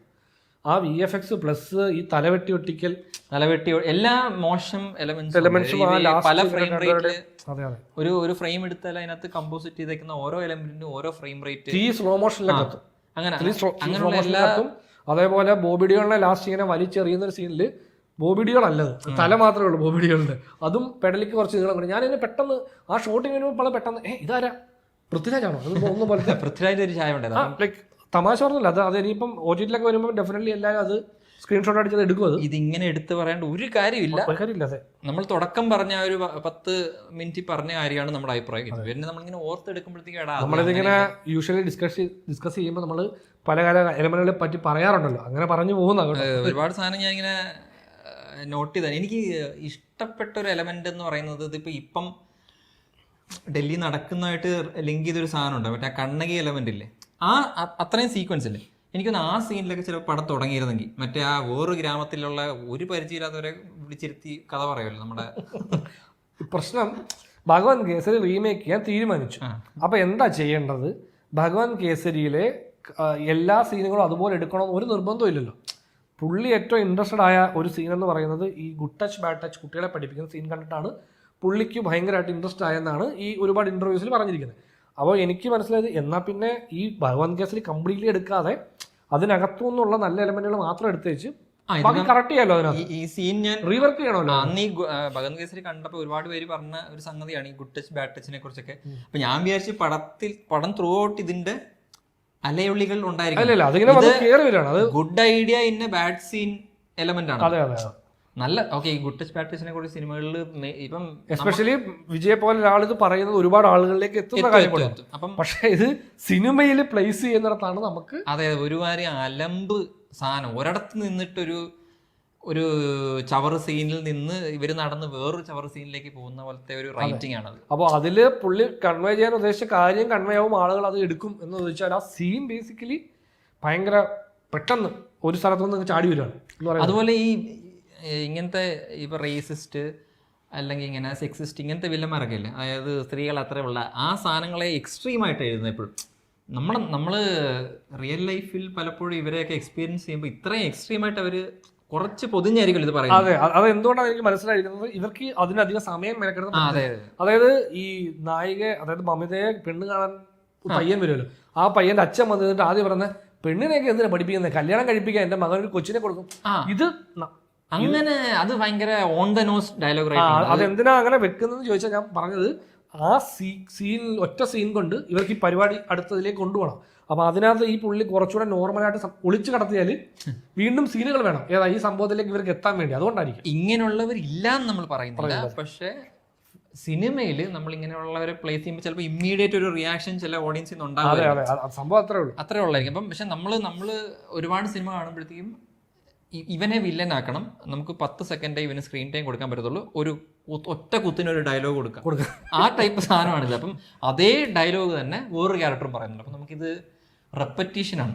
ആണുങ്ങൾ എല്ലാം ഇങ്ങനത്തെ ഡയലോഗ് പറയട്ടെ, പെണ്ണ് അടുക്കളയിൽ പോട്ടെ, പെണ്ണ് അടുക്കളയിൽ, ഈ ഡയലോഗ് റെപ്പറ്റീഷൻ. അപ്പം നമുക്ക് റൈറ്റിംഗ് പോയിന്റ് ഓഫ് വ്യൂ, ആ മിലിറ്ററി ട്രെയിനിങ് അക്കാദമിയിലുള്ള ആള് ഉടനെ പറയുന്നത് വുമൺ ആർ വീക്ക് എന്ന് പറയുമ്പോഴത്തേക്കും ഞാൻ ആലോചിച്ചു അപ്പൊ ഞാൻ ആലോചിക്കുന്നത് ഇത് പുള്ളി പറയുന്നത് ഇവിടെ പെണ്ണുങ്ങൾ ഇല്ലടാ അതിനകത്ത് എന്ന് ആലോചിക്കുന്നത്. എന്തിനാ പുള്ളിയുടെ എത്തുന്നതെന്ന് പോലും മനസ്സിലാവുന്നില്ല. പുള്ളി അപ്പം സ്ഥിരം പുള്ളി ഫീമെയിൽ ആളുകളെ ട്രെയിൻ ചെയ്യുകയാണെങ്കിൽ പുള്ളിയുടെ അടുത്ത് എത്താം. എന്തുവാണത് അത് പറയുന്നുണ്ടല്ലോ, നിങ്ങൾ ട്രെയിൻ ചെയ്താൽ ഇതാവും. എന്നിട്ട് വിജയ് തന്നെ കയറി ആ പയ്യനെ ഇടിച്ചിട്ടിട്ട് ഇവരാണല്ലേ ഗുഡ്, ഇവർ നിങ്ങളുടെ ഏറ്റവും നല്ല കാൻഡിഡേറ്റ്. നമ്മുടെ കാര്യം ഇതൊക്കെ എന്തുകൊണ്ട് ചെയ്യുന്നു, ഇതെല്ലാം ഭഗവത് കേസിലും ഉണ്ട്. ഇതൊരു അതാ പറയുന്നത്. ഇപ്പൊ ഈ ഡയലോഗ് എനിക്ക് പറയണം, അതിനു വേണ്ടി ഒരു തട്ടിക്കൂട്ടിൽ സീൻ, അങ്ങനെയാണ് നമുക്ക് റൈറ്റിംഗ് സ്റ്റേജിൽ ഫീൽ ചെയ്യുന്നത്. അതായത് ഈ സിനിമ ചെയ്യാൻ വിജയ് ഉണ്ടായിരുന്ന ഏറ്റവും വലിയ ഇൻട്രസ്റ്റ് എന്ന് പറഞ്ഞാൽ വുമൺ എംപവർമെന്റ് അല്ലെങ്കിൽ ഈ സ്ത്രീ സുരക്ഷയെ പറ്റി സംസാരിക്കണം പുള്ളിക്ക് എന്നുള്ളൊരു വലിയ ആഗ്രഹമുണ്ട്. അത് സിനിമയിൽ ത്രൂ ഔട്ട് നമുക്ക് കാണാൻ സാധിക്കും. ഈ ക്യാരക്ടർ ത്രൂ ഔട്ട് അങ്ങനെ ആണ്. അതായത് ആദ്യം അമ്മ മരിച്ചു പോകുന്നു, അതിനുശേഷം എനിക്ക് ആക്ച്വലി ആ സീൻ തിരക്കേടില്ലാതെ വർക്കായിരുന്നു. പക്ഷെ അത് ഈ എഡിറ്റ് ചെയ്ത് വെച്ചിരുന്നത് അത് കൊച്ചിന് അതൊരു വലിയ സീനായിട്ട് ഇവർ എടുത്തു കാണുമല്ലോ, എന്നിട്ട് തട്ടിക്കൂട്ടി എഡിറ്റ് ചെയ്ത് വെച്ചേക്കാണ്. അത് എന്തോ ഒരു ഇമോഷണൽ കണക്ഷൻ അവിടെ ഉണ്ടായിരുന്നു. അതായത് വീട് മൊത്തം കത്തിക്കാൻ പറയുമ്പോഴാണ് അമ്മ എഴുന്നേറ്റ് പുറത്ത്, എന്നിട്ട് അമ്മ ഇങ്ങനെ വീഴുന്നു, കട്ട് ചെയ്ത് വേറെ സ്ഥലത്തിലേക്ക് പോകണം. അതിനൊരു പേ ഓഫ് ഉണ്ടാകുന്നില്ല. ഇത്രയും കാലത്തെ ഫിയർ അതാണെന്നുള്ള സംഭവമില്ലേ, അത് തുടക്കം മുതൽ ജി വി പ്രകാശ് ഭാര്യയാണ് മരിച്ചതെന്ന് ഒരു അനിരുദ്ധ് അനിരുദ്ധല്ല, നമ്മുടെ പടവർക്കാതിരിക്കുന്ന പുള്ളി ജി പ്രകാശ് അല്ല, ഗൗതം മേനൻ. എന്താ പറയാ, ഞാൻ ജി പ്രകാശ് നിങ്ങൾ മ്യൂസിക്കിലേക്ക് പോയത് അല്ലല്ല, മറ്റേ ഗൗതം മേനൻ. ഒരു താല്പര്യം ഇല്ലാതെ എന്റെ ഭാര്യ ഇങ്ങനെ മരിച്ചുപോയി. അതെ, അതായത് ഗൗതം മേനന്റെ ഫസ്റ്റ് സീൻ മുതലേ പുള്ളിയുടെ ഫ്രെയിം വെക്കുമ്പോൾ പുള്ളിക്ക് എനിക്കൊരു താല്പര്യമില്ല, പിന്നെ എനിക്ക് കുറച്ച് പൈസ ആവശ്യമുണ്ട്, എന്റെ പടം ഇറക്കാനുണ്ട്, ധ്രുവനക്ഷത്രം, അതിന് കൊടുക്കാൻ കുറച്ചുകൂടെ കാശ് പിന്നെ ഉണ്ട്, അപ്പൊ അതുകൊണ്ട് ഈ പടത്തിൽ അഭിനയിക്കുന്നു എന്ന രീതിയിൽ വരുന്ന പോലെ പുള്ളിക്ക് ഒരു താല്പര്യമില്ലാത്ത പോലെ പുള്ളിയുടെ. ഞാൻ ചിരിച്ചു പോയ സീൻ, എന്റെ മകൾക്കൊരു പ്രശ്നമുണ്ടെന്ന് പറഞ്ഞിട്ട് ഇയാള് ഡെമോൺസ്ട്രേറ്റ് കാണിക്കുന്നത്, മകളെ പേടിപ്പിച്ച്. അതെന്ത് തന്തയാ ഇത് പറഞ്ഞിട്ട് നമ്മള് ഇത് കാണിച്ചാൽ മതി. ഏതാ അതെ ഈ ഇന്റർ കട്ടിങ് ആണല്ലോ. ഞാൻ വിചാരിച്ചേ വിജയ് ഒന്ന് മാറി നിൽക്കുക, അവളത് കേൾക്കണ്ട, അവൾക്ക് ഫിയറോ അങ്ങനെയൊക്കെ ആയിരിക്കും വിചാരിച്ചു. ഇത് നേരെ താരം ഇട്ടിട്ട് മകള് കടന്ന് വിറയ്ക്കുക, കേട്ടോ ഇതാണ് എന്റെ മകളുടെ പ്രശ്നം. ഞാൻ വിചാരിച്ചു എന്റെ പിന്നെ ഇങ്ങനെ അത് നമ്മൾ ഇപ്പൊ വേറൊരാള് സാർ മകൾക്ക് എന്താ കുഴപ്പം, എടുത്ത് വെള്ളത്തിൽ ഇടുക, നീ ഇതാ അറിയത്തില്ല പാവം. അല്ല അത് ആക്ച്വലി അത് അങ്ങനെ അല്ലായിരുന്നു ഹാൻഡിൽ ചെയ്യേണ്ടിരുന്നെന്ന് തോന്നുന്നു. അതെ, അത് അങ്ങനെയൊക്കെ, അത് ചിലപ്പോ അങ്ങനെയുള്ള പുള്ളി കടുത്ത മനസ്സുള്ള ശരിക്കും പറയുമ്പോ ഉണ്ട് സാർ, അങ്ങനത്തെ ആൾക്കാരുണ്ട് സാർ, ഉണ്ടാവാം, ശരിയാവാം. ഇത് തെറ്റ് അങ്ങനെ ചെയ്യുന്നതല്ല, നമ്മൾ കാണുമ്പോ ഒരുമാതിരി നമുക്കത് ഇതിലും ബെറ്റർ ആയിട്ട് ഇതിനെ അവതരിപ്പിക്കാമായി. എന്നിട്ട് അയാളുടെ ആഗ്രഹത്തിന് വേണ്ടിയിട്ടാണ് പുള്ളിക്കാരത്തി ഇട്ട് ടോർച്ചർ ചെയ്യുന്നത്. അതെ, അവിടെയും ഒരു നമ്മള് ഇപ്പൊ പുള്ളി വുമൺ എംപവർമെന്റിനെ പറയുന്ന സമയത്ത് തന്നെ തമാശയുടെ വുമൺ എംപവർമെന്റ് ഉണ്ടാക്കുന്നത് തല്ലി ഉണ്ടാക്കുക. അതായത് നിന്റെ ഞാൻ എങ്ങനെയും പട്ടാളക്കാരി ആക്കിയിരിക്കും. അതായത് എപ്പോഴും എനിക്ക് തോന്നിയിട്ടുള്ള ഒരു തലമുറ ചെയ്യുന്നത് എന്താണേലും, ഇപ്പൊ ഈ പറയുന്ന മോഡേൺ ഫെമിനിസം പോലും ചെയ്യുന്നത് കഴിഞ്ഞ തലമുറ ചെയ്ത തെറ്റുകളെ റീഡിഫൈൻ ചെയ്ത് അടുത്ത തലമുറയ്ക്ക് റീഡിഫൈൻ ചെയ്യാൻ വേണ്ടി പുതിയ തെറ്റുകൾ ഉണ്ടാക്കി. ഞാൻ നിന്നെ കല്യാണത്തിന് വേണ്ടി നിർബന്ധിക്കത്തില്ല, പക്ഷേ ഞാൻ പറയുന്ന ജോലിക്ക് പറയുന്നവരാണ് മിലിറ്ററിക്ക് വേണ്ടി ട്രെയിൻ, നീ അടുത്ത തലമുറ വന്നിട്ട് വേണം ഇത് മാറ്റിയെടുക്കാൻ എന്ന് പറയുന്നത്. നമ്മളൊന്നും ഡിഫൈൻ ചെയ്യാതിരുന്നാൽ, സ്ത്രീകളെ അവർക്ക് ഇഷ്ടമുള്ള എന്താന്ന് വെച്ചാൽ അവർക്ക് ആയിക്കോട്ടെ എന്ന് ഡിഫൈൻ ചെയ്യാതിരുന്നാൽ പ്രത്യേകിച്ച് ഒരു പ്രശ്നമില്ല. ഇതെന്ത് ചെയ്യും, നമ്മുടെ തലമുറ വന്നിട്ട് വീണ്ടും ഒരു ഡെഫിനിഷൻ കൊടുക്കും, ഇങ്ങനെയാണ് ഇവര്. ഇനി അടുത്ത തലമുറ വന്നിട്ട് അവർക്ക് ആഗ്രഹമില്ലാതെ വിവാഹം നടത്താൻ പറ്റില്ല എന്ന് പറഞ്ഞു, എന്നിട്ട് ഞാൻ പറയുന്നതാണ് എന്ന് പറയുന്ന പോലത്തെ ഒരു എന്താ നമുക്ക് അംഗീകരിക്കാൻ പറ്റാത്തൊരു ഒരു മെസ്സേജിങ് ആണ്. അത് എല്ലാത്തിന്റെ ഇടയ്ക്ക് നിൽക്കുന്ന പോലെ എനിക്ക് തോന്നിയത്. ഇത് നമ്മൾ ഇത് ഇങ്ങനെ നൂൽപ്പാലത്തൊക്കെ നടക്കുക, അതായത് രണ്ടിടത്തോട്ടും വീഴാം എന്ന് പറഞ്ഞു. അതെ, ഇപ്പം മറ്റേ വില്ലന്റെ അടുത്ത് പറയത്തില്ലേ, പെട്ടെന്നൊരു റിയാക്ഷൻ കൊണ്ടുണ്ടാകുന്നതാണ് അത് എന്താ പറയാ, ചേഞ്ച് അല്ല, റിവെഞ്ച് ആണെന്ന് പറഞ്ഞിട്ട് അവനെ വെടിവെച്ചിട്ടേക്കും. പെട്ടെന്നുണ്ട് അത് റിയാക്ഷൻ. ഞാൻ വരികയാണ് ഇപ്പോഴല്ലട നീ അവരോട് പറഞ്ഞത്. അതിലും ഈ ഇവര് ഡയലോഗ് പറയുമ്പോ പ്രാസ് ഒപ്പിച്ച് പറയണം, ചേഞ്ച് റിവെഞ്ച് എന്നൊക്കെ പറയുമ്പോഴത്തേ ഓക്കെ നമ്മളിങ്ങനെ കേട്ടോണ്ടിരിക്കും, എന്നിട്ടൊരു തോക്കെടുത്ത് 2 വെടി വെച്ചിട്ടേക്ക് അവനെ. അപ്പം നമ്മളത് അപ്പം നമ്മൾ പറഞ്ഞതിനൊരു കണക്ഷൻ ഇല്ലല്ലോ, എന്താണ് ഇപ്പൊ സംഭവിച്ചത്. പക്ഷെ ഇവൻ നമ്മൾ ഒരുപാട് കൊമേഴ്ഷ്യൽ പടത്തിനെ കുറിച്ച് പറഞ്ഞൊരു സാധനം വീണ്ടും റിപ്പീറ്റ് ചെയ്യുകയാണ്. അതായത് ഒരു കൊമേഴ്ഷ്യൽ പടത്തിനുള്ള സാധനങ്ങൾ ഇതിനകത്തുണ്ട്. അതായത് എനിക്ക് ഇഷ്ടപ്പെട്ട സാധനം എന്ന് പറഞ്ഞാൽ 2 വില്ലനും നായകനും പോലീസിൽ. ഞാൻ വിചാരിച്ചു ഇവർ ഒരുമിച്ച് വന്നിട്ട് ആ സാധനമൊക്കെ, അത് ഗോട്ടിൽ അങ്ങനത്തെ എന്തോ സംഭവമുണ്ട്, അതുകൊണ്ടാണ് തോന്നുന്നത്. അതായത് ഗോട്ടിൽ ഇവർ ഒരേ പോലെ വർക്ക് ചെയ്താണല്ലോ പിന്നീടാണല്ലോ പ്രഭുദേവ വില്ലനൊക്കെ ആവുന്നത്. ഒരേ ഇതിൽ വർക്ക് ചെയ്ത പോലീസുകാർ പിന്നെ വില്ലനാകുന്ന സംഭവമല്ലോ. ഇത് ഒരേപോലെ വർക്ക് ചെയ്തെങ്കിൽ ഇവർ അതിനുമുമ്പ് കാണുന്നില്ല. ഞാൻ ആദ്യം പറഞ്ഞു തുടങ്ങിയപ്പോൾ ഞാൻ വിചാരിച്ചു അങ്ങനത്തെ സാധനമാണ്. പോലീസുകാരന് വേറെ ഒരു പരിചയത്തെ ഗ്രാമത്തുകാരോട് ഇത് പറയുന്നു, അവരിത് കേട്ടോണ്ടിരിക്കുന്നു, എന്നിട്ട് അവര് മാറ്റം ഉണ്ടാകുന്നു. ഇയാള് ഏതോ ഒരുത്തിനെ കുറിച്ചും അവന്റെ കൂട്ടുകാരനെ കുറിച്ചും ഏതോ ആഫ്രിക്ക നടന്ന സംഭവത്തെ കുറിച്ചൊക്കെ നമ്മുടെ എന്തിനാ പറയുന്നത്. ഞാൻ പറയുന്നത് എന്റെ കൈ വെട്ടി കഴിഞ്ഞ വോട്ട് ചെയ്തത് എന്ന് പറഞ്ഞപ്പോ ഇയാൾ ഏതോ ഒരു കഥയും പറഞ്ഞോണ്ടിരിക്കുക. അപ്പൊ അങ്ങനെയൊക്കെയാണ് കഥ എഴുതി വെക്കുന്നത്. പിന്നെ സിനിമ ടെക്നിക്കലി വളരെ പൂറാണ്, വളരെ പൂറാണ് ടെക്നിക്കലി. അത് പറയാതിരിക്കാൻ പറ്റത്തില്ല. കാര്യം VFX എന്ന് പറഞ്ഞൊരു സംഭവം ഉണ്ട്, AI എന്ന് പറഞ്ഞൊരു സംഭവം ഉണ്ട്. ഇത് രണ്ടും കൂടെ ബ്ലെൻഡ് ചെയ്തോണ്ടൊരു പരിപാടി ചെയ്യാം. ഇത് നമ്മൾ AI നമ്മളൊരു ബ്ലാസ്റ്റ് ഉണ്ടാക്കും, എന്നിട്ട് അതിൻ്റെ പുറത്ത് VFX എലമെന്റ്സുകളുണ്ടല്ലോ. ലൈക്ക് നമുക്ക് ഈ ഗ്രീൻ മാറ്റിൽ നമുക്ക് ഈ ഡെബ്രീസിന്റെ ഈ ബ്ലാസ്റ്റ് കിട്ടും അങ്ങനത്തെ കുറച്ച് ക്ലിപ്സ് ഒക്കെ നമുക്ക് യൂട്യൂബിൽ നോക്കിയാൽ ഗ്രീൻ മാറ്റ് അതൊക്കെ എടുത്തിട്ട് നമുക്ക് അതൊക്കെ മറച്ചു വെക്കാം. അത് കാണുമ്പം ഇത് AI അല്ല VFX കൊണ്ട് ഉണ്ടാക്കിയതാണെന്ന് ആൾക്കാരെ തെറ്റിദ്ധരിപ്പിക്കണം എന്ന് പറയുന്ന പോലത്തെ കുറച്ചധികം പരിപാടികൾ ചെയ്തിട്ടുണ്ട്. അത് ഈ ഇതിന് ഭയങ്കര ബഹളം എങ്ങനെയാണെന്ന് വെച്ചാൽ ആ ഒരു ഷിപ്പിലെ സീക്വൻസ് ഉണ്ട്, ഒരു അന്തവും കുന്തവും ഇല്ലാതെ പോലെയാണ് അതിനകത്ത് പരിപാടി. അത് എന്താ സംഭവിച്ചത് തീരുമ്പോൾ നമുക്ക് മനസ്സിലാക്കും. എന്താണ് ഇപ്പൊ നമുക്കൊരു ഗെയിം വിളയാടലാന്ന് പറഞ്ഞിട്ട് അത്രയും ആ ഷിപ്പും കണ്ടെയ്നറും എല്ലാം ഇവർ ചെറിയ ബോട്ടിൽ കൊണ്ടുപോയെന്നാണ് നമ്മളെ പറഞ്ഞു ധരിപ്പിക്കുന്നത് അല്ലേ. ആ അത്രയും റോബോട്ടുകളല്ലേ അവർ കൊണ്ടുപോകുന്നത്. അതെനിക്ക് മനസ്സിലായില്ല. അതായത് ഷിപ്പും എല്ലാം പൊട്ടിത്തെറിക്കുകയാണ്. ഇതിന്റെ ഇവര് ഒന്നും മനസ്സിലാകാത്ത രീതിയിലാണ് ഇത് മൊത്തത്തിൽ കടന്ന് നമുക്കൊരു ഗെയിം വിളയാടലാൻ എന്തൊക്കെയോ സംഭവിക്കുന്നുണ്ട്. അത് എപ്പോഴും ഈ വില്ലന്മാരെ എഴുതുമ്പം മോഡേൺ സിനിമകളിൽ ഇത് വില്ലന്റെ ബുദ്ധിപരമായ നീക്കത്തിലാണ് ഇത് സംഭവിച്ചത് നമുക്ക് ഫീൽ ചെയ്യത്തില്ല. പക്ഷെ വില്ലൻ ഭയങ്കര ബുദ്ധിയുള്ള ആളാണ്. ഒരു തിട്ടമിട്ടിருக்கு എന്ന് അപ്പൊ തമാശ ഇവരെ പോടുறதுக்கு ഒരു അവനൊരു തിട്ടമിട്ട് എന്തോ തിട്ടം നേരെ ഇടിക്കുക. ഇതാണ് തിട്ടം എന്താണെന്നറിയാം. എന്താ ആ മലയോരത്ത് ആളുകളെ മൊത്തം പിടിച്ചോണ്ട് പോടുങ്ക സാർ ഇത്രയുള്ള തിട്ടം. ഇതെന്ത് തിട്ടമാണ് ഇത് ചേട്ടൻ പറഞ്ഞത് തിട്ടമല്ല ഇത് നീട്ടി. അതെ, അത് നമുക്ക് ഇതൊക്കെ കാണുമ്പം നമ്മള് ആക്ച്വലി ഫിലിം മേക്കറെ വരെ പറയും. നമ്മള് ഇടയ്ക്ക് നമ്മൾ പഠിക്കില്ലേ, നമ്മൾ ഒരുപാട് സിനിമ കണ്ടിട്ട് ഇങ്ങനെയാണ് സിനിമ, നമ്മൾ ഈ പഠിച്ചതെല്ലാം നമ്മൾ അള്ളേൺ ചെയ്യുക. ഇതൊന്നും ആവശ്യമില്ലടാ, നമുക്ക് ഇങ്ങനെ പടം ചെയ്യാം. എനിക്ക് തോന്നുന്നു തമിഴിലും ഇപ്പം നല്ല സിനിമ ചെയ്യണമെന്നുള്ള ഒരുപാട് ഫിലിം മേക്കേഴ്സ് ഉണ്ടാവും. പിള്ളേർ ഇപ്പോഴത്തെ പുതിയ പിള്ളേർ ഇപ്പൊ ജെൻസി ഒക്കെ എന്തൊക്കെ പരിപാടികൾ കാണും. ഇപ്പൊ ഡൽഹിയിൽ സമരം ചെയ്തതിനൊക്കെ മെയിൻ ജെൻസി സമരം എന്നാണല്ലോ. അവരുടെ രീതികളും ഒരുപാട് ചേഞ്ചസ് ഉണ്ട്. ഇതിന് സമരം ചെയ്യാൻ പോലുള്ള രീതികൾ ഭയങ്കര ചെയ്യുന്നത്. അപ്പം അവിടെ നിന്നുള്ള ഒരുപാട് പേർക്ക് അവർക്ക് സങ്കടമായിരിക്കും. വിജയനെ നമ്മളെ കിട്ടിയില്ലല്ലോ ഒരു പടം ചെയ്യാൻ എന്നുള്ളൊരു സങ്കടം അവർക്കുണ്ടാവും. പക്ഷേ ഇവർ ഈ ഇൻഡസ്ട്രി എന്ന പ്രോസസ്സിലേക്ക് എൻട്രി ചെയ്യുമല്ലോ. അപ്പം നമുക്ക് അനുഭവമുണ്ട്.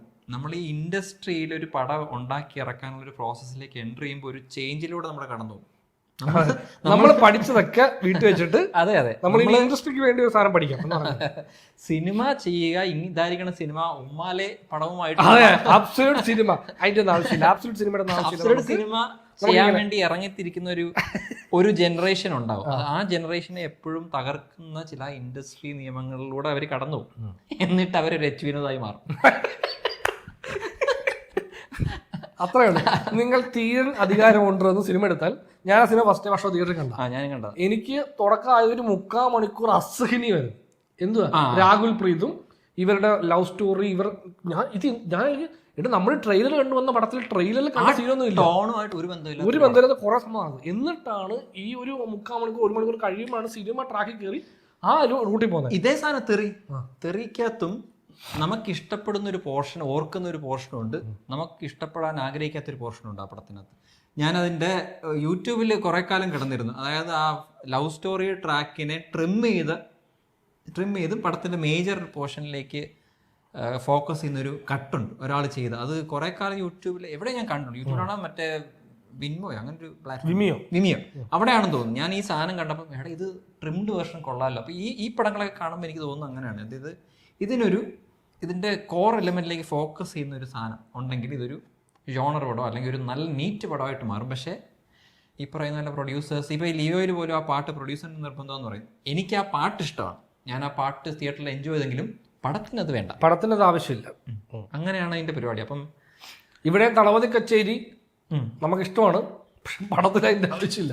അത് തിരികെ കയറ്റിയിരിക്കുക ഇടയ്ക്ക്, ഒരാവശ്യമില്ല. എന്നിട്ട് പെട്ടെന്ന് പൂജായുടെ എടുത്തോണ്ടൊക്കെ നമ്മള് എന്താണ് പൂജയുടെ ആരോട് ചോദിച്ചിട്ട് എന്തിനാണ് അങ്ങനെ ഒരു ബന്ധം നമ്മൾ തമ്മിൽ വേണോ എന്നൊക്കെ ചോദിക്കുന്ന പോലെ നമ്മൾ കണ്ടോണ്ടപ്പോ എന്താണ് പെട്ടെന്ന് പൂജയായിട്ട് എടുക്കാൻ ആരോട് ചോദിച്ചു, നമ്മൾ പറഞ്ഞില്ലല്ലോ പൂജ. അതൊക്കെ അവിടെ നിൽക്കട്ടെ, ഒരു പാട്ട് തുടങ്ങാൻ നമുക്കത് പെട്ടെന്ന് ഭയങ്കര ഇതായി. ഇതെന്താണ് പെട്ടെന്ന് അല്ലേ ചേട്ടൻ ചോദിക്കുക ചോദിച്ചാൽ ഇവരെന്താ എന്തിനാ ഇങ്ങനെയൊക്കെ ചെയ്തത്? അപ്പോഴാണ് ഞാൻ പറഞ്ഞു തരുന്നത് അവര് തമ്മിൽ സെറ്റായത്. ഞാൻ അറിഞ്ഞില്ലോ അതെ, പടം കണ്ടിരുന്നത്.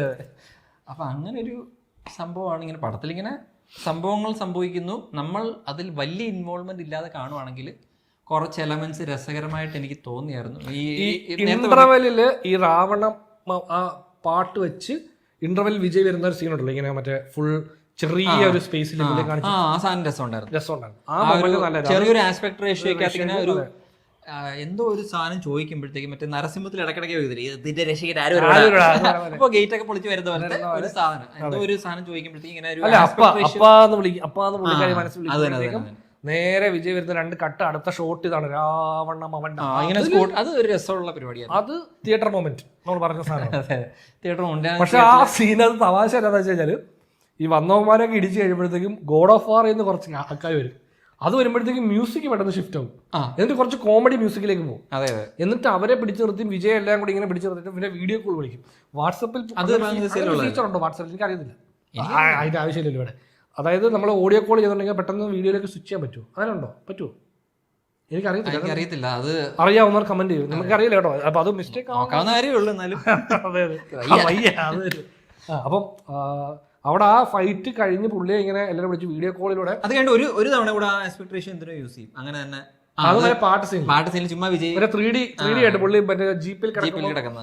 അതെ, അപ്പൊ ആ ഫൈറ്റ് സീനകത്ത് ഈ പുള്ളി ഇങ്ങനെ വിളിച്ചത് ഒരു വീഡിയോ കോൾ വിളിച്ച് പിന്നെ വില്ലൻ നായകൻ എന്ന് പറഞ്ഞ വീഡിയോ കോളിലൂടെ കണക്ട് ചെയ്ത് സംസാരിച്ചുകൊണ്ടിരിക്കുകയാണ്. അപ്പോൾ ഇവരില്ലേ ഇങ്ങനെ പിടിച്ചോണ്ടിരിക്കുക. വിജയ് ഇങ്ങനെ മാറിക്കണം എന്ന് പറഞ്ഞിട്ട് ഫ്രണ്ടിലേക്ക് വന്ന് നിന്നിട്ട് എന്തുകൊണ്ട് നീ കറക്റ്റായിട്ട് പിടിക്കണം, അവന്റെ മുഖത്തെ ഭയം എനിക്ക് കാണണം എന്ന് പറഞ്ഞിട്ട് ഒരുത്തനെ പിടിച്ചെടുത്തത് കഴുത്തന്നെ കൊടുത്തു. അപ്പൊ ഞാനെല്ലാം ഇങ്ങനെ ചുറ്റും നിൽക്കുന്നവരെല്ലാം കൂടെ ഇങ്ങനെ അണ്ണാ പെട്ടതാട്ടാ എന്ന് പറയുന്നത്. ഒരുത്തരെ കൈ വെട്ടിയവരെ കയ്യിലിട്ട് കൊടുക്കും. അത് കഴിഞ്ഞിട്ട് ഷോട്ടിൽ പുള്ളി ഇങ്ങനെ നിൽക്കുമ്പം വില്ലന് കൈ കൊടുക്കുന്നതല്ല, ബാക്ക്ഗ്രൗണ്ടിൽ കൂടെ ഇവന് ഓടിപ്പോകുന്നൊരു ഷോട്ടുണ്ട്.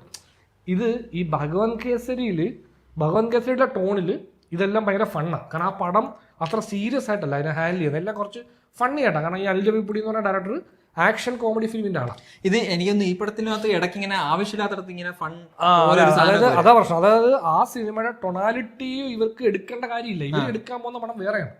ഇവർ ആ സിനിമ അതാ പറഞ്ഞത്, ഇവർ ആ സിനിമ റീമേക്ക് ചെയ്യുമ്പോൾ അതിനകത്തു നിന്നുള്ള നല്ല നമുക്ക് എടുക്കേണ്ട സാധനങ്ങൾ മാത്രം എടുത്തേച്ച് അത് മാറ്റിയാൽ കളഞ്ഞേക്ക് ഇത് കംപ്ലീറ്റ്ലി പുതിയൊരു പടമായിട്ട് എടുക്കാമല്ലോ. പക്ഷെ ഇവർ ആക്ച്വലി ഈ എച്ച് വിനോദ് ഉൾപ്പെടെ പറയുന്നല്ലോ, ഞാൻ വർക്ക് ചെയ്യുന്നത് വില്ലനിലാണ്, വില്ലന്റെ കഥയിലാണ് ഞാൻ ഒരുപാട് ഇൻവെസ്റ്റ് ചെയ്യുന്നത്.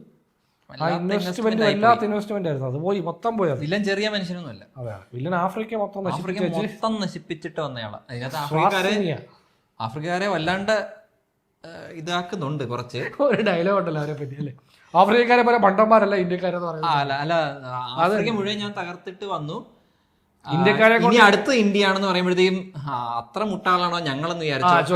അങ്ങനെ ഒരു സാധനമുണ്ട്. എനിക്ക് ആക്ച്വലി പടം കൊണ്ടിരുന്നപ്പം ഒറ്റ ഡയലോഗ് മാത്രമേ വിജയ് അണ്ണൻ ഇപ്പൊ ഐ ആം കമ്മിങ് ഓക്കെ ഡയലോഗാണ്, പക്ഷേ ഒരു ഡയലോഗ് എനിക്ക് ഇഷ്ടപ്പെട്ടു. പക്ഷെ അതിന് കണ്ടിന്യൂറ്റി ഇല്ലാതെ പോയി. മറ്റേ മമിതയെ ആദ്യം ഉപദ്രവിക്കാൻ ശ്രമിക്കുന്ന ഒരു പോലീസുകാരനുണ്ടല്ലോ, പുള്ളി പിന്നെ തങ്കച്ചായി. പക്ഷെ ഇന്ന് തൊട്ട് നിനക്ക് 2 നിഴൽ, ഒന്ന് നിന്റേത് ഒന്ന് എന്റേത്. കൊള്ളായിരുന്നു. പക്ഷെ അത് കണ്ടിന്യൂ ആണെങ്കിൽ അതൊക്കെ നല്ല ഏതെങ്കിലും മൊമെന്റ് കൊണ്ട് പ്ലേസ് ചെയ്യാൻ ഇത് വില്ലനോട് പറഞ്ഞ നേരെ അങ്ങനെ ഇല്ല. അതായത് ഇവര് തമ്മിൽ ഇങ്ങനെ ഒരു ഏറ്റുമുട്ടൽ സാധനം ഇല്ല. അവര് തമ്മിൽ ക്ലൈമാക്സ് എപ്പോഴും വന്നിട്ട് ഇടിച്ചിട്ട് പോകുന്നത്. അതുകൊണ്ട് ആ ഒരു ക്ലാഷ് ഇല്ല. പക്ഷെ അത് എഴുതിയ കൂട്ടത്തിൽ ഭേദപ്പെട്ട ഒരു ഡയലോഗായിട്ട് എനിക്ക് തിയേറ്ററിൽ കണ്ടപ്പോ ഈ സാധനമൊക്കെ ഇതുപോലത്തെ സാധനം. പക്ഷെ ഇത് പറയുന്ന ഒരു പോലീസുകാരൻ, അവരോട് അത് പറയേണ്ട കാര്യമില്ല, പേടിച്ച് ദൂരിയിരിക്കുക അല്ലേ. നമ്മളത് കണ്ടപ്പോൾ അവരോട് അത്രയും വലിയ കാര്യമായിട്ട് പറയണ്ട, പേടിച്ചിരിക്കണം. അതെ, പുള്ളി ആ ഡയലോഗ് സേവ് ചെയ്ത് വെച്ച് നല്ലൊരു മൊമെന്റിൽ അത് പ്ലേസ് ചെയ്യായിരുന്നു. ഈ പറഞ്ഞ പോലെ ഇന്റർവെല്ലൊക്കെ. പക്ഷെ പ്രശ്നം ഇത് പ്ലേസ് ചെയ്തിട്ട് കഴിഞ്ഞാൽ പിന്നെ നിഴലിൽ പോകാനുള്ള സീനൊക്കെ ഉണ്ടാക്കണമല്ലോ. അതെ, അതൊക്കെ ആക്ച്വലി ചെയ്യാൻ അങ്ങനെ. അതായത് മറ്റേ ഇങ്ങനെ ഡയലോഗ് ഉണ്ടെങ്കിൽ പിന്നെ ഈ മൊമെന്റ് ഒക്കെ വന്ന് ഒരു നിഴല് എക്സ്ട്രാ വരുന്നു, ആ സാധനമൊക്കെ അങ്ങനത്തെ വിഷ്വലി കുറച്ച് പരിപാടികളൊക്കെ അത്ലയോട് പറഞ്ഞ പുല്ല് പോലെ ചെയ്യുമ്പോൾ അത്രേ ഉള്ളൂ. ഈ തുടരുണ്ടാത്ത അങ്ങനെ ഒരു സാധനമുണ്ട്. നമ്മുടെ പുള്ളി കയറി വരുന്നത് ഒരു അങ്ങനത്തെ ഒരു സീനില്ലേ, മറ്റേ ലോഡ്ജിനകത്ത് അപ്പൊ ആ സാധനം ഇങ്ങനെ ഡയലോഗ് മുമ്പ് ഉണ്ടെങ്കിൽ രസമായിരുന്നു കാണാൻ. കൊമേഴ്ഷ്യൽ പടത്തിൽ ഇതൊക്കെ ചെയ്യാൻ പറ്റും. അങ്ങനെ കുറെ എന്തൊക്കെയോ സംഭവിക്കുന്നുണ്ട്. ചില മൊമെന്റ്സ് നമുക്ക് എൻജോയ് ചെയ്യാം. ഞാൻ ആക്ച്വലി 0 പ്രതീക്ഷ. ഞാൻ ഇവൻ്റെ അടുത്ത് ചോദിക്കുകയും ചേട്ടാ ഇത് കാണണോ, നമ്മൾ ഡിസ്കസ് ചെയ്യാം. കാരണം ഇതിന് ഈ പടം അനൗൺസ് ചെയ്യുമ്പോൾ തൊട്ട് ഇതിന്റെ റിസൾട്ട് ഇതാണെന്ന് ഒരു 75% ഓഡിയൻസിനും നമ്മൾ അറിയാം ഇതാണ്. അപ്പോൾ ഇതിനു വേണ്ടിയാണ് ഈ പടം, ഇതാണെന്ന് അറിയാവുന്നതുകൊണ്ട് നമ്മൾ പ്രത്യേകിച്ചൊരു എക്സ്പെക്ടേഷൻ ഇല്ലാതെ പോയിട്ട് പോലും കുറച്ച് ഡിസപ്പോയിൻമെന്റ് ഉണ്ടായി. നിങ്ങൾ അറിയണം, ഈ സിനിമ ഫസ്റ്റ് ഷോ ഞാൻ കണ്ടു. ഇന്ന് വീണ്ടും ഇദ്ദേഹത്തിനോടൊപ്പം വീണ്ടും കണ്ടു. എൻ്റെ 6 മണിക്കൂറാണ് ഞാൻ ഈ സിനിമയ്ക്ക് വേണ്ടി ഡെഡിക്കേറ്റ് ചെയ്തിരിക്കുന്നത്. എന്നൊക്കെ വലിയ ഇത് വിജയ് ഫാൻ. അതെ, വിജയ് ഫാൻ. എത്ര വിജയ് ഫാൻസ് ഈ പടം 2 വട്ടം കണ്ടോന്ന് എനിക്കറിയത്തില്ല. ഞാൻ കണ്ടു. അതാണ് ഡെഡിക്കേഷൻ. അത് അവിടെ ഇവിടെ ഡെഡിക്കേഷൻ. അതെ അതെ, ലാസ്റ്റ് ജനനായകനും റോബോട്ടുമായിട്ട് മുട്ട ഇടി അടങ്ങുമ്പോൾ കിടന്ന് ഉറക്കോ. അതെ, രണ്ടാമത് ഇപ്പം കണ്ടപ്പോഴാണ് സെക്കൻഡ് വാച്ചിൽ ക്ലൈമാക്സ് എത്തിയപ്പോഴത്തേക്കും നല്ല ഉറക്കം വന്ന് ഞാൻ ആ ഇനിഷ്യലി അവിടെ എത്തുന്നവരെയുള്ള കുറച്ച് മോശം ഉറങ്ങിപ്പോയി. അല്ല, ഞാൻ അതിന് ഏതോ ഒരു എനിക്കൊന്ന് സെക്കൻഡ് ഹാഫ് വല്ലാണ്ട് മോശമായി പോയത്. ഫസ്റ്റ് ഹാഫ് ഇങ്ങനെ നമുക്കൊരു ഓക്കെ ഒരു കൊമേഴ്ഷ്യൽ പടമാണ്. സെക്കൻഡ് ഹാഫ് ഒരു പകുതി വരെ ഓക്കെ ഒരു തെലുങ്ക് പടമാണ്. ഓക്കെ, അതായത് ഇതൊക്കെയാണ് സംഭവിക്കാൻ പോകുന്നത് നമുക്കറിയാം.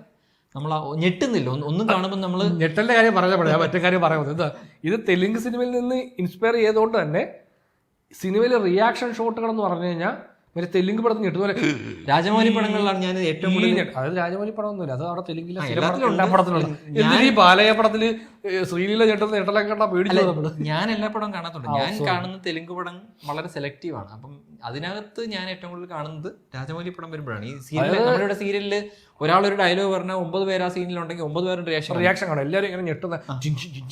അതേപോലെ ഈ പടത്തിൽ ഒരുപാട് പേര് ഞെട്ടുന്ന സീൻ. അതായത് ഒരാൾ വന്നിട്ട് കഥ പറയുകയാണ് ഇയാളെ പറ്റി, 30 പേരെ ഒരു വാളിൽ കോർത്തെടുത്തു എന്നൊക്കെ പറയുമ്പോഴത്തേക്കും മറ്റേ അവിടെ ഇരിക്കുന്ന അതെ ഗുണ്ടകളെല്ലാം അത് കഴിഞ്ഞ് പുള്ളി തല്ലാൻ വന്നില്ല, ഇന്റർവ്യൂവിൽ തല്ലാൻ വന്നില്ല, പുള്ളി പേടിച്ചങ്ങ് പോയി. അപ്പോൾ കഥ പറയുന്ന സമയത്ത് ഈ ചുറ്റും നിൽക്കുന്ന ഗുണ്ടകൾ ഇങ്ങനെ ഇരിക്കും. നമ്മളല്ലെങ്കിൽ അത്ര ഞെട്ടേണ്ട കാര്യമില്ല. എന്നിട്ട് ഈ ഞെട്ടലൊക്കെ കഴിഞ്ഞിട്ട് ഇവന്മാർ അടുത്ത സീനിൽ ഇവന്മാർ ചിരിച്ചുകൊണ്ടിരിക്കും. Interview scene. അപ്പം ഞാനെന്ന് വെച്ചാൽ ഇവന്മാർക്ക് ഇത് കഥ കേട്ട് പേടിക്കണമല്ലോ, അതിനാണല്ലോ ഇത് പറയുന്നത് ഇങ്ങനെ പേടിപ്പിക്കാൻ. പക്ഷേ ഈ കഥ കേട്ട് പേടിച്ചിരുന്നിട്ട് ഇവന്മാർ അടുത്ത സീനിൽ നമുക്കിത് ഡയറക്റ്റ് അവനെ മുട്ടണ്ട, അവനെ ഡൈവേർട്ട് ചെയ്യും എന്ന് പറഞ്ഞു നേരെ പെങ്കൊച്ചിനെ പിടിച്ചുകൊണ്ട് പോയി പുള്ളി കറക്റ്റായിട്ട് ഇവന്മാരുടെ അടുത്ത് ചെല്ലുകയും ചെയ്യും. ആകെപ്പാടെ എനിക്ക് ആ സീനിനോടുള്ള ബഹുമാനം എന്ന് പറഞ്ഞാൽ അത് ഇരുട്ടത്താക്കിയില്ല, പട്ടപ്പകലിലാണ്. അത് കുറേ കാലമായിട്ട് വളരെ കുറവല്ലേ. അതായത് കൊമേഴ്ഷ്യൽ പടം എന്ന് പറഞ്ഞാൽ ഡാർക്ക് ആൻഡ് എപ്പോഴും രാത്രിയിൽ മാത്രമേ സംഭവം. അത് എന്തുകൊണ്ടാണ് അത് അങ്ങനെ ആയത്? ഭഗവത് ഗസലിൽ അങ്ങനെ നടക്കുന്നത്. അതൊരു കളറും വെട്ടമൊക്കെ കാണുമ്പോഴേ വെട്ടത്തിടി നടക്കട്ടെ, വെട്ടത്തൊരു നായകനുമായിട്ട് ഇടി നടക്കട്ടെ എന്നുള്ള സാധനമാണ് അത്. പിന്നെ ഈ സിനിമയുടെ നട്ടല് എന്ന് പറയുന്നത് അനിക്കും അബദ്ധം പറ്റിയ BGMs ഉണ്ട്. കുറച്ച് BGMs കണ്ടപ്പോൾ അതായത് നമ്മളോട് പറഞ്ഞു ചിരിച്ച സംഭവം. അതായത് സിനിമയിൽ എപ്പോൾ ഇമോഷൻ സിനിമ ഉടനെ സ്വിച്ച് ഇട്ട പോലെ പുള്ളിയുടെ വോയിസിൽ ഒരു സാധനം അടിക്കും, സ്വിച്ച് ഇട്ട പോലെ പെട്ടെന്ന് ഇമോഷൻ. സാർ ഇമോഷൻ തരണോ സാർ, ആ മൈക്ക് എടുത്ത് എന്ന് പറഞ്ഞിട്ട് പുള്ളി നേരെ എടുത്ത് എന്ന് പറഞ്ഞിട്ട് പുള്ളിന് സാധനം പിടിക്കാതെ.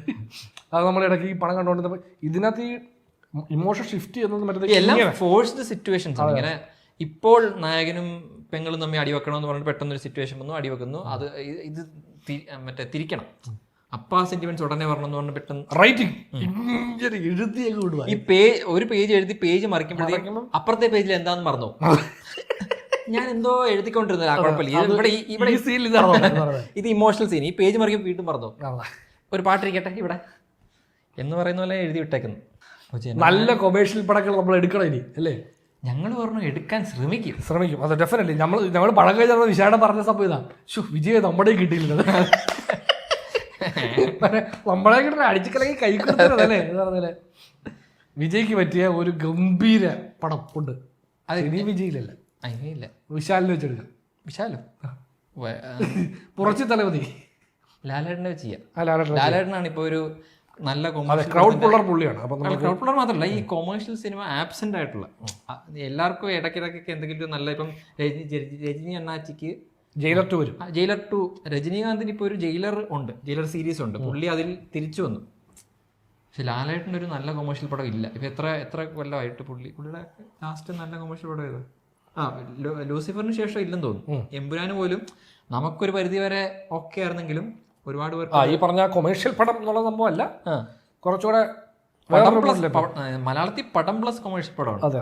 പ്യുവർ കൊമേഴ്ഷ്യൽ പടങ്ങൾ ഇപ്പം കുറവാണ്. ഇപ്പം ഏതായിരുന്നു കടുവ, ആ ലൈൻ സാധനം ഇച്ചിരി പഴഞ്ചൻ ചൊവ്വയുണ്ടെങ്കിലും. അതെ, കടുവ കുറച്ച് പഴയ പരിപാടിയാണെങ്കിലും ആ സിനിമ തിയേറ്ററിൽ കണ്ടുകൊണ്ടിരുന്നപ്പം നമ്മൾ എൻജോയ് ചെയ്തിരുന്നു. പ്രശ്നങ്ങളുണ്ട്, എന്നാലും OTT വരുമ്പോൾ കാണാൻ പറ്റില്ല. ഈ പറയുന്ന ഈ അടുത്തിടയ്ക്ക് ഒഡീസി ആക്ച്വലി ഞാൻ തിയേറ്ററിൽ കണ്ടുകൊണ്ടെന്ന് വിചാരിച്ചു. നോളന്റെ ഈ പറയുന്ന പോലെ OTT-യിൽ കണ്ട് ആസ്വദിക്കുന്ന ഓഡിയൻസിന് പറ്റത്തില്ലായിരിക്കും. ആ ഓഡിയൻസിലേക്ക് ഇത് എത്തത്തില്ല എന്ന് പറയുന്ന പോലെ കുറച്ച് അധികം കൊമേഴ്ഷ്യൽ പടങ്ങളുണ്ട്, നമ്മളത് OTT എത്തത്തില്ല. അത് തിയേറ്ററിൽ കണ്ട് ആസ്വദിക്കുക വിടുക എന്നുള്ള കുറച്ചധികം പടമാണ്. ഇപ്പൊ ജനനായകൻ നേരെ തിരിച്ചാണ്, തിയേറ്ററിൽ പോലും ഒരു പരിധി വരെ ആസ്വദിക്കാൻ പറ്റാത്ത OTT വരുമ്പോഴേക്കും ചിലപ്പോൾ ആൾക്കാർ ചോറുണ്ടുമ്പോൾ കാണാൻ പറ്റിയ പടം. കാര്യം എന്താണെന്ന് വെച്ചാൽ നല്ല മീൻകറി കൂട്ടി ചോറുണ്ടുമ്പോൾ കാണാം. അല്ല, ഒരു അഡ്വാൻറ്റേജ് എന്ന് പറഞ്ഞാൽ കുറച്ചധികം എക്സ്റ്റേണൽ ഈ മെറ്റ റെഫറൻസുകളും കണക്ഷൻസും ഉള്ളതുകൊണ്ട് ചിലപ്പോൾ തമിഴ് ഓഡിയൻസിന് കുറച്ചുകൂടെ നമുക്ക് രാഷ്ട്രീയ അതായത് അവർക്ക് ഈ മറ്റേ വേർക്കടല ആ സീനൊക്കെ വരുന്നിടത്ത് തമിഴ്നാട്ടിൽ അത് ഭയങ്കര ഇല്ല. അതെ അതെ, കുറച്ചധികം മെറ്റ റെഫറൻസുകൾ ഈ രാഷ്ട്രീയ റെഫറൻസുകളും പരിപാടികളും ഒക്കെ ഉള്ളത് കൊണ്ട് ഇതിപ്പം സിനിമാറ്റിക്കലി നമ്മൾ സിനിമ എന്ന നിലയിൽ നമുക്കത് വർക്കായില്ലെങ്കിലും റെഫറൻസ് വൈസ് കുറച്ചധികം വർക്കാവാനുള്ള കുറച്ചധികം എലമെന്റ്സ് ഉണ്ട് എന്ന് വേണമെങ്കിൽ പറയാം. അതുകൊണ്ട് തന്നെ എനിക്ക് അതുകൊണ്ടും കൂടി ഈ ഗോട്ടിനൊക്കെ എനിക്ക് കുറച്ചധികം മേലെ വെക്കാവുന്ന പടമാണ് ജനനായകൻ. പക്ഷേ നമുക്ക് വിജയ് സിനിമ എന്ന നിലയിൽ നമുക്ക് അക്സെപ്റ്റബിൾ അല്ല. ഞങ്ങൾ പറയുന്നു honourable chief minister of Tamil Nadu C Joseph Vijay sir ഞങ്ങൾക്ക് വേണ്ടി ഒരു പടം കൂടെ ചെയ്യണം. ഇത് എൻ്റെ അഭിപ്രായത്തിൽ ശരിക്കും അത് ചെയ്യാൻ ഏറ്റവും ബെസ്റ്റ് ആള് അത്ലിയാണ്. അത്ലിയാണെങ്കിൽ നമുക്കൊരു നല്ല കൊമേഴ്ഷ്യൽ പടം കിട്ടും. പ്രശ്നങ്ങളുണ്ടാവും, പക്ഷേ നല്ലൊരു കാരണം ആ സീനിൽ വേറെ അല്ല ഫൺ കൊമേഴ്ഷ്യൽ പടമാണ്. ഞാൻ അറ്റ്ലി ഫാൻ അല്ല, ആക്ച്വലി ഞാനും അറ്റ്ലി ഫാൻ അല്ല. പക്ഷെ എനിക്ക് മനസ്സിലായത് പുള്ളിക്ക് കുറെ കൂടെ ഈ സാധനം ബെറ്ററായിട്ട് ഹാൻഡിൽ ചെയ്യാൻ പറ്റും. പുള്ളിക്കൊരു സോൺ ഉണ്ട്, ആ സോണിലെ ചില എലമെന്റ്സ് ഞാൻ ആസ്വദിക്കും. എങ്ങനെ പോയാലും ഞാൻ അറ്റ്ലിയുടെ പാട്ടുകൾ ആസ്വദിക്കും, വിഷ്വലൈസേഷൻസ് ആസ്വദിക്കും. അതാ പറഞ്ഞത്, അതായത് ഒരു നീറ്റായിട്ട് ഇത് പ്രസന്റ് ചെയ്യും. അതിലാണ് പുള്ളി ഭയങ്കര നല്ലതെന്ന് എനിക്ക് തോന്നിയിട്ടുണ്ട്. കഥാപരമായിട്ട് പഴയ പരിപാടിയൊക്കെ തന്നെ ആയിരിക്കും, പക്ഷെ അത് ഡയറക്റ്റ് ചെയ്തൊരു ഒരു ക്രാഫ്റ്റ്മാൻ എന്ന രീതിയിൽ അതിനെ പുള്ളി നല്ല രീതിയിൽ ഹാൻഡിൽ ചെയ്തിട്ടാണ്. ഈ പറയുന്ന പോലെ അറ്റ്ലിയുടെ കയ്യിൽ ഒരു ബെറ്റർ സ്ക്രിപ്റ്റ് കിട്ടിയാൽ എന്ത് ചെയ്യുമെന്ന് എനിക്ക് അറിയാൻ ആഗ്രഹമുണ്ട്. അതാണ് എപ്പോഴും എനിക്ക് ഇപ്പോൾ കാണുമ്പോഴത്തേക്കും ഓക്കെ ഇപ്പൊ ജവാൻ പോലും ഞാൻ കാണുമ്പോഴത്തേക്കും ഇത് റൈറ്റിങ്ങോ പരിപാടിക്ക് അപ്പുറത്തേക്ക് ആ ഫിലിമായിട്ട് മൊത്തത്തിൽ ഇവര് ഉണ്ടാക്കി വെക്കുന്നിടത്താണ് അതിനകത്ത് പുള്ളിക്ക് ഈ നിമിഷം ഹാൻഡിൽ ചെയ്യാൻ പറ്റിയിട്ടുണ്ട്. പക്ഷേ എന്തോ പുള്ളിയുടെ ഇൻട്രസ്റ്റ് വേറെ പരിപാടികളിലുള്ള ആൾക്കാരെ ഇങ്ങനെ എല്ലാ സീനിലും ഇമോഷണൽ സീനിലും ഉണ്ടാക്കാൻ പുള്ളിയാണ് ഈ തമിഴ്നാട്ടിൽ കറക്റ്റ് മീറ്ററാണ് പുള്ളിയുടെ. കണ്ണീരിന്റെ ക്ലോസപ്പ് വേണോ, അറ്റ്ലിയാണ് ആള്. അതെ അതൊക്കെ നല്ല വൃത്തിയായിട്ട് എടുത്ത് തരുകയും ചെയ്യും. ഇത്ര അടുത്ത് കണ്ണീര് കണ്ടിട്ടുണ്ടോ? അതാണ് ലോകേഷ് കനാലിനെ വിളിക്കാത്ത എനിക്ക് തോന്നുന്നത്. ലോകേഷ് വന്നിട്ട് അണ്ണാ കുറച്ച് വയലൻസ്, കുറച്ച് ഡ്രഗ്സ്, എന്താമാതിരി പടം എടുക്കാന്ന് പറയുമ്പോഴത്തേക്കും അല്ല ഈ ലോകേഷ് തന്നെയാണ് മാസ്റ്റർ ഒക്കെ എടുത്തത്. മാസ്റ്റർ എനിക്ക് തോന്നുന്നില്ല അല്ല അങ്ങനെ ആ ലൈനിലല്ലായിരുന്നു. പക്ഷെ പുള്ളി ഇപ്പൊ LCU ലൈനിലേക്ക് പോകുന്നതുകൊണ്ട് ഇപ്പൊ കൂലിയൊക്കെ വന്നു കഴിയുമ്പോഴത്തേക്കും നമുക്ക് കംപ്ലീറ്റ്ലി പുള്ളിയുടെ സോണാ. ഇപ്പൊ പിന്നെ വിജയണ്ണന് കുറച്ചുകൂടെ കുറച്ചുകൂടെ ഒരു ലൈറ്റ് സാധനം വേണം ഇവിടെയൊക്കെ. ഇപ്പം അതാ പറഞ്ഞ ഈ മറ്റേ മെർസല്, ബിഗില്, തെറി വൈബ് അതൊക്കെയാണെന്ന് തോന്നുന്നു പുള്ളിക്ക് കുറച്ച് ഇൻട്രസ്റ്റ് എന്തോ. ഇപ്പൊ മുരുകദാസ് വന്നാലും ഈ ഹാഫ് ആയിരിക്കും. മുരുകദാസിന്റെ ഇത് പോയി ആ ഒരു നമ്മൾ ഇൻട്രസ്റ്റ് കുറച്ച് ഡൗൺ ആണ്. പുള്ളി ഭയങ്കര ഇൻട്രസ്റ്റിംഗ് ഐഡിയാസ് കൊണ്ടുവന്നിരുന്ന മനുഷ്യനാണ്. ഇപ്പൊ അത് കംപ്ലീറ്റ്ലി അങ്ങ് ലോസ് ആയിപ്പോയി. MGR എലമെന്റ് അത് ഈ പറയുന്ന പോലെ മെറ്റാ റെഫറൻസിൽ വല്ലാണ്ട് ഇവിടെ അല്ല തമിഴ്നാട്ടിൽ വർക്കാൻ പോകുന്ന മറ്റേ ഏതിനകത്തായിരുന്നു ഗോട്ടിനകത്തല്ലേ തുപ്പാക്കി പൊടി ശിവ എന്ന് പറഞ്ഞ് കൊടുത്ത പോലെ ഇവിടെ ചാട്ടവാറ് പൊടി തളപതി എന്ന് പറഞ്ഞ്. അതെ അത് വെച്ച് ആ സീനുകളൊക്കെ എനിക്ക് കുറച്ച് വലിഞ്ഞത് ആക്ച്വലി. പുള്ളിയുടെ പാട്ടൊക്കെ ഇട്ടിട്ട് അവിടെ അതൊക്കെ ഈ റെഫറൻസ് സീനാണല്ലോ. അതായത് പ്രത്യേകിച്ച് കഥയ്ക്ക് പ്രത്യേകിച്ചൊന്നുമില്ല.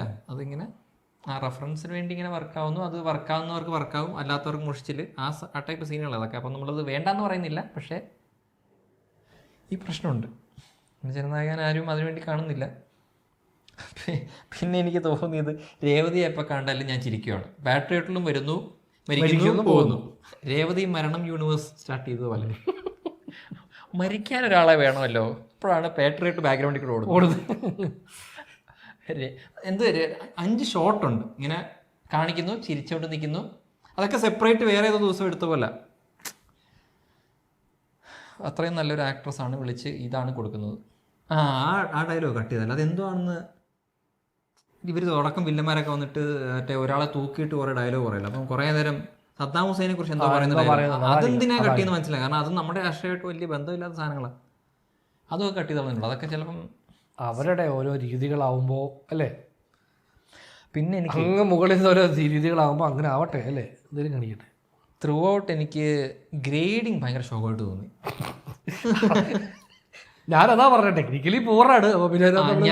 ഞാൻ അത് കഴിഞ്ഞിട്ട് ഷോട്ട് പല കളറൊക്കെ ആയിരിക്കും. തിരിച്ചു വന്നിട്ട് ഭഗവത് കേസരിയുടെ ട്രെയിലർ കണ്ടു നോക്കി. അപ്പൊ എനിക്കത് വളരെ ബെറ്റർ, വിഷ്വലി ബെറ്റർ ആയിട്ട്. അതാ പറഞ്ഞ അവര് ഈ തെലുങ്ക് സിനിമയില് അവരുടെ ഏറ്റവും വീക്ക് പോയിന്ന് പറഞ്ഞാൽ റൈറ്റിംഗ് ആയിരിക്കും. അവരെ സംബന്ധിച്ചോളം ഫിലിം മേക്കിംഗ് എന്ന് പറയുന്നതിനകത്ത് അവര് കോംപ്രമൈസ് ചെയ്യുന്നത് ഞാൻ കണ്ടിട്ടില്ല. കാരണം ഏത് പടം എടുത്താലും അതിന് ഭയങ്കര ഡീസന്റ് ആയിട്ട് നമ്മൾ ഈ ബോളിവുഡിൽ കണ്ടിട്ടില്ലേ, അതായത് മോശം സിനിമയാണെങ്കിലും നല്ല വൃത്തിയായിട്ട് ഇത് ഷൂട്ട് ചെയ്ത് വെക്കും. എന്ന് പറയുന്നത്. അതായത് പ്രൊഡക്ഷൻ ഡിസൈനും പ്രൊഡക്ഷൻ ഈ പറഞ്ഞ പോലെ ലൈറ്റിങ്ങും സിനിമോട്ടോഗ്രഫി എല്ലാം ഭയങ്കര രസമായിട്ട്, ഫൈറ്റ് ഉൾപ്പെടെ എല്ലാം ഇവർ ഭയങ്കര എന്താ എക്സാജറേറ്റ് ആയിട്ട് എടുക്കുമെങ്കിലും കൂറപ്പടമായ പരം സുന്ദരിയുടെ പാട്ടുകൾ ഇന്ന് ഞാൻ കാണും. വിഷ്വൽസ് പാട്ടും എനിക്കിഷ്ടം. അതായത് അതിന്റെ പ്രസന്റേഷൻ, അതായത് നമ്മുടെ മുമ്പിൽ നല്ല വൃത്തിയായിട്ട് ഇത് ഷൂട്ട് ചെയ്ത് പ്രസന്റ് ചെയ്തിട്ടുണ്ടോ? അത്യാവശ്യം അത് ഷൂട്ട് ചെയ്ത്. പിന്നെ ഏത് നാട്ടിലാണേലും അവരെല്ലാം പച്ചത്തമിഴന്മാരാണ്, എല്ലാവരും തമിഴ് സംസാരിക്കും. ഇതിപ്പം ഈ പറയുന്ന പോലെ ഇംഗ്ലീഷിലൊക്കെ ഏത് രാജ്യത്ത് പോയാലും എല്ലാവരും ഇംഗ്ലീഷ് സംസാരിക്കുന്നു. ഒരു പരിധിവരെ അത് മാറ്റുന്നുണ്ട്. ഇപ്പോൾ ഗ്രീസിൽ എല്ലാവരും ഇംഗ്ലീഷാണ് സംസാരിക്കുന്നത് എന്ന് പറയുന്ന പോലത്തെ ഒരു എലമെൻ്റ് ആണത്. എന്നാലും ചിലപ്പോൾ അത് കല്ലുകടിയായിട്ട് പറയും. കാരണം ഇവർ ആഫ്രിക്കയിലൊരു രാജ്യത്ത് പോകുമ്പോൾ അവിടെയും എല്ലാവരും വളരെ ഇപ്പം ഈ RRR ചെയ്ത് സംസാരിക്കുന്ന പറഞ്ഞാൽ ഇത് ഇവർക്കത് വീണ്ടും മറ്റേ ചെയ്യാൻ താല്പര്യമുണ്ടായി. ഇവരുടെ ലാംഗ്വേജ് സംസാരിച്ചിട്ട് അതിന് മേളിൽ തമിഴ് ഡബ് വരും. അങ്ങനെയാണ് ഞാൻ കണ്ടിട്ടുള്ളത്. ടെക്നിക്കിനെ ഉപേക്ഷിച്ചു. അത് കാരണം വെച്ചാൽ ഇപ്പൊ ഓഡിയൻസ് അറിയാമല്ലോ, ഇനിയിപ്പോൾ അത് തന്നെ ആയിരിക്കും ചെയ്യാൻ പോകണം. അപ്പൊ അത് മാറ്റിയിട്ട് നമ്മൾ ഡയറക്റ്റ്ലി അങ്ങ് പറഞ്ഞേക്കാം. ഇത് അവർ ശരിക്കും പറയുന്നത് അവരുടെ ലാംഗ്വേജ് എന്ന് പറയുന്നത് തമിഴ് ഡബ് ചെയ്യുകയാണല്ലോ പുറത്ത്. ഡബ് പടങ്ങൾ കാണുന്ന പോലെ ആ സീക്വൻസ് ഒക്കെ, അത് ബോബിഡിയോള് മൊത്തം ഡബ് പടമാണ്. ബോബിഡിയോള് കംപ്ലീറ്റ്ലി അല്ലെങ്കിൽ ആക്ട് ചെയ്യാൻ പറ്റത്തില്ല. അമ്മാതിരി റേഞ്ചിലുള്ള ഡയലോഗ് വേരിയേഷൻസും പരിപാടികളൊക്കെ കൊടുത്തിട്ടുണ്ട്. പിന്നെ ഒരു സീൻ എനിക്ക് ഇങ്ങനെ കട്ട് ചെയ്ത് മാറ്റി വെച്ചാൽ നല്ല ഐഡിയ ആണല്ലോ എന്ന് തോന്നിയത്. ആ മറ്റേ ഇവർ തമ്മിൽ അടിവെക്കത്തില്ല, ബോബിഡിയോൾ വേഴ്സസ് ബോബിഡിയോൾ. അത് മറ്റേ സ്പൈഡർമാൻ്റെ അകത്ത് നമ്മുടെ ഗ്രീൻ ഗോബ്ലിൻ കണ്ണാടി നോക്കിയുള്ള സീനില്ല, ആ സീനിൻ്റെ ഒരു വേരിയേഷൻ ആണ്. പക്ഷെ ആ സീൻ ഒരു പരിധി വരെ കൊള്ളായിരുന്നു, ആ ഒരു ഐഡിയ പുതിയ. പക്ഷേ കഥയിൽ വരുമ്പം നമുക്കത് അക്സെപ്റ്റബിൾ അല്ല. കാരണം അമ്മാതിരി പടത്തിലാണ് ഇതുകൊണ്ട് പ്ലേസ് ചെയ്ത് വെച്ചേക്കുന്നത്.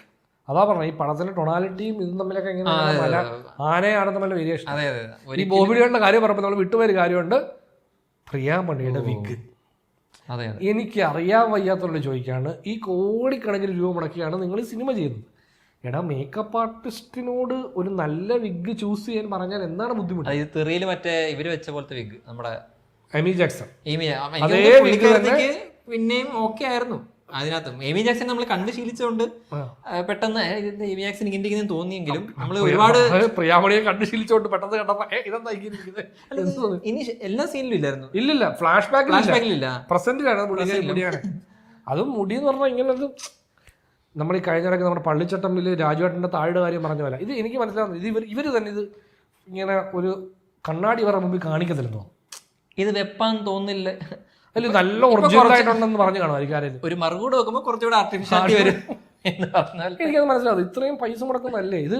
ഇത് ഏത് കാലത്താണ് ഇവർ ഈ സിനിമ എടുക്കുന്നുള്ള അർത്ഥം. ഇത് ഡയറക്ടർ ചെയ്യുന്നത് എന്താ, സാർ അത് പാത്ത ഫേക്ക് ആയിരിക്കും സാർ, അതെല്ലാം പ്രശ്നം കളയാതെ ഇങ്ങനെയാണോ ഇവർ പറയുന്നത്? എനിക്കത് ഒട്ടും മനസ്സിലാവുന്നില്ല. എങ്ങനെയായിരിക്കും ഇവർ ഇതിനെ അപ്രോച്ച് ചെയ്തത് നമുക്ക് അറിയാം. നല്ല അതാണ് എന്തുവാ ഇത്? ഇതുപോലുള്ള കാര്യങ്ങളാണ് നമ്മളെ ഭയങ്കരമായിട്ട് അൺകംഫർട്ടബിൾ ആക്കുന്നത്. അതായത് എടാ, ഇത്രയും ചെറിയൊരു കാര്യമാണ് അത്, എന്തിന് ഇപ്പം അവരുടെ മുടി അവരത് അങ്ങനെ വെച്ചില്ലെങ്കിൽ എന്താ പ്രശ്നം? അതെ, അതിനൊരു പർപ്പസ് ഇല്ല. ഈ പടത്തിൽ ഇപ്പം അവരുടെ ആ കഥയിൽ എന്തുകൊണ്ട് ഇവരിപ്പം ഇങ്ങനെ മുടി കട്ട് ചെയ്തു അതിനൊന്നും പറയുന്നില്ല. പിന്നെ എന്തിനാണ് ഇങ്ങനെ വെക്കുന്നത്? അവർ മുടിയുള്ളവർ രീതി കാണിച്ചാൽ നമുക്ക് എന്താ പ്രശ്നം? നമ്മുടെ ആരെങ്കിലും ചോദിക്കുമോ, ഓ പണ്ടും ഇങ്ങനെ ഇപ്പോഴും ഇങ്ങനെ, അത് അവർക്ക് പ്രായമൊന്നും ആവുന്നില്ലേ? ഇങ്ങനൊന്നും നമ്മൾ ചോദിക്കാൻ ആ ചോദ്യമൊക്കെ അവസാന ചോദ്യങ്ങളായിരിക്കും ഈ പടത്തിനെ സംബന്ധിച്ച്. പിന്നെ ഇടയ്ക്ക് നമ്മൾ ഇത് മനഃപൂർവ്വം ചോദിക്കാൻ വേണ്ടി വിഗ് വെച്ച പോലെ. അതെ, ഇതൊക്കെ ചൂണ്ടിക്കാണിക്കുന്നതല്ല, നമ്മൾ ശ്രദ്ധിച്ചൊരു കാര്യം അത്രേ ഉള്ളൂ. ഇത് എല്ലാവരും മുഖ്യമായിട്ട് ശ്രദ്ധിച്ചിട്ടുണ്ട്. അത് കണ്ണുള്ളവർക്ക് എല്ലാവർക്കും ഇത് മനസ്സിലാവും, ഇത് തേമ്പിയ വിഗാണ്.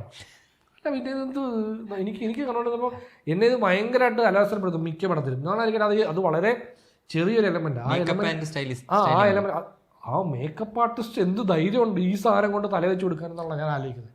ഇത് വെച്ച് കൊടുത്തു കഴിയുമ്പോഴത്തേക്കും ഇത് കാണുന്നിടത്ത് ഇത്ര ആൾക്കാർ സെറ്റിലുണ്ട്. എല്ലാ വിഗ് സാർ ഇത് എന്ന് ഒരാൾ പോലും ചോദിച്ചില്ലേ? പുള്ളിക്കാരത്തിന് റോൾ എന്താന്ന് ഇങ്ങനെ ഭയങ്കര ട്വിസ്റ്റ് ഒക്കെ ഇടയ്ക്ക് വരുന്നുണ്ട്, പക്ഷെ നമ്മൾ മൈൻഡ് ചെയ്യുന്നില്ല. ഞങ്ങൾ ഒരുമിച്ച് പഠിച്ചാണെന്നൊക്കെ പറഞ്ഞാൽ പടത്തിന്റെ അവസാനം വീണ്ടും ഫ്ലാഷ് ബാക്കിൽ പോയി അവരുടെ കഥയൊക്കെ കാണിച്ച് എന്റെ പൊന്നോ എന്തെങ്കിലും ആട്ടെ, ഇപ്പം മരിക്കാനുള്ള ആളല്ലേ, വെറുതെ ഒരു ഹെലികോപ്റ്ററിൽ വന്നിട്ട് വെടിയുണ്ട് എന്തോ സംഭവിക്കാം, ബോംബ് പൊട്ടി മരിക്കും. ബിഗ് വേസ്റ്റ് ആയില്ലേ?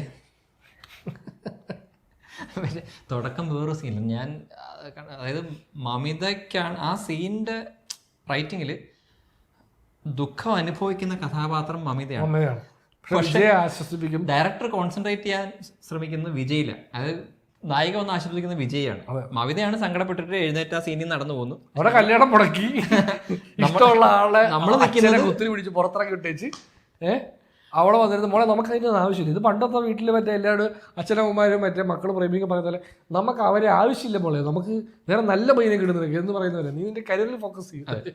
വുമൺ എംപവേർഡ് ആവണം, പക്ഷേ ഞാൻ എംപവർ ചെയ്യും റൂട്ടിൽ എംപവർമെന്റ് ഉണ്ടായാൽ മതി. ഞാൻ ഈ റൂട്ടിൽ എംപവർ ചെയ്ത് വിട്ടോളാം എന്നുള്ള സാധനമാണ്. അപ്പോൾ അവിടെയൊക്കെയാണ് നമുക്ക്, അതായത് നമ്മൾ കരുത്ത് ചൊല്ലാൻ പോയാൽ കരുത്ത് ചൊല്ലണം, ഇല്ലെങ്കിൽ കരുത്ത് തന്നെ തെറ്റാണ്. അത് തന്നെ പ്രശ്നമുള്ള കരുത്താണ്. അപ്പം ഒരു ഉദ്ദേശങ്ങളും നടന്നില്ല. ചിലപ്പോൾ ഇത് നേരത്തെ ഇറങ്ങിപ്പോയിരുന്നെങ്കിൽ ചിലപ്പോൾ ഈ ഇലക്ഷനെ ബാധിച്ചാണ് ഈ പടം. സ്റ്റാലിൻ നല്ല കാര്യമായി ചെയ്തത്. അതെ, ഒരു ചെറിയ ഒരു ഡ്രോപ്പ് ഉണ്ടാവും. ഉറപ്പായിട്ടും ഇറങ്ങിപ്പോയി. അത് ആക്ച്വലി ലീക്ക് ചെയ്ത് വിട്ടു. അത് പക്ഷെ അത് കണ്ട ആൾക്കാരുടെ എണ്ണം ഈ ആനുപാതികം ആയിട്ട് കുറവായിരിക്കും അല്ലേ. നമ്മൾ തുടക്കം പറഞ്ഞൊരു സാധനമാണ് ഈ തമിഴ് സിനിമയുടെ വർഷങ്ങളായിട്ടുള്ള ശാപങ്ങളിലൊന്നെന്ന്. അതായത് ഈ ഡയറക്ടർമാർ, നമ്മൾ ഇതിനു മുമ്പ് പറഞ്ഞിട്ടുണ്ടെന്ന് അറിയാം, ഡയറക്ടർമാർ ഈ കഥ പറയാൻ അറിയത്തില്ലെങ്കിൽ രക്ഷപ്പെടാൻ ഉപയോഗിക്കുന്ന ഒരു ഉപാധിയാണ് ഈ മൊണ്ടാഷ് കട്ട്.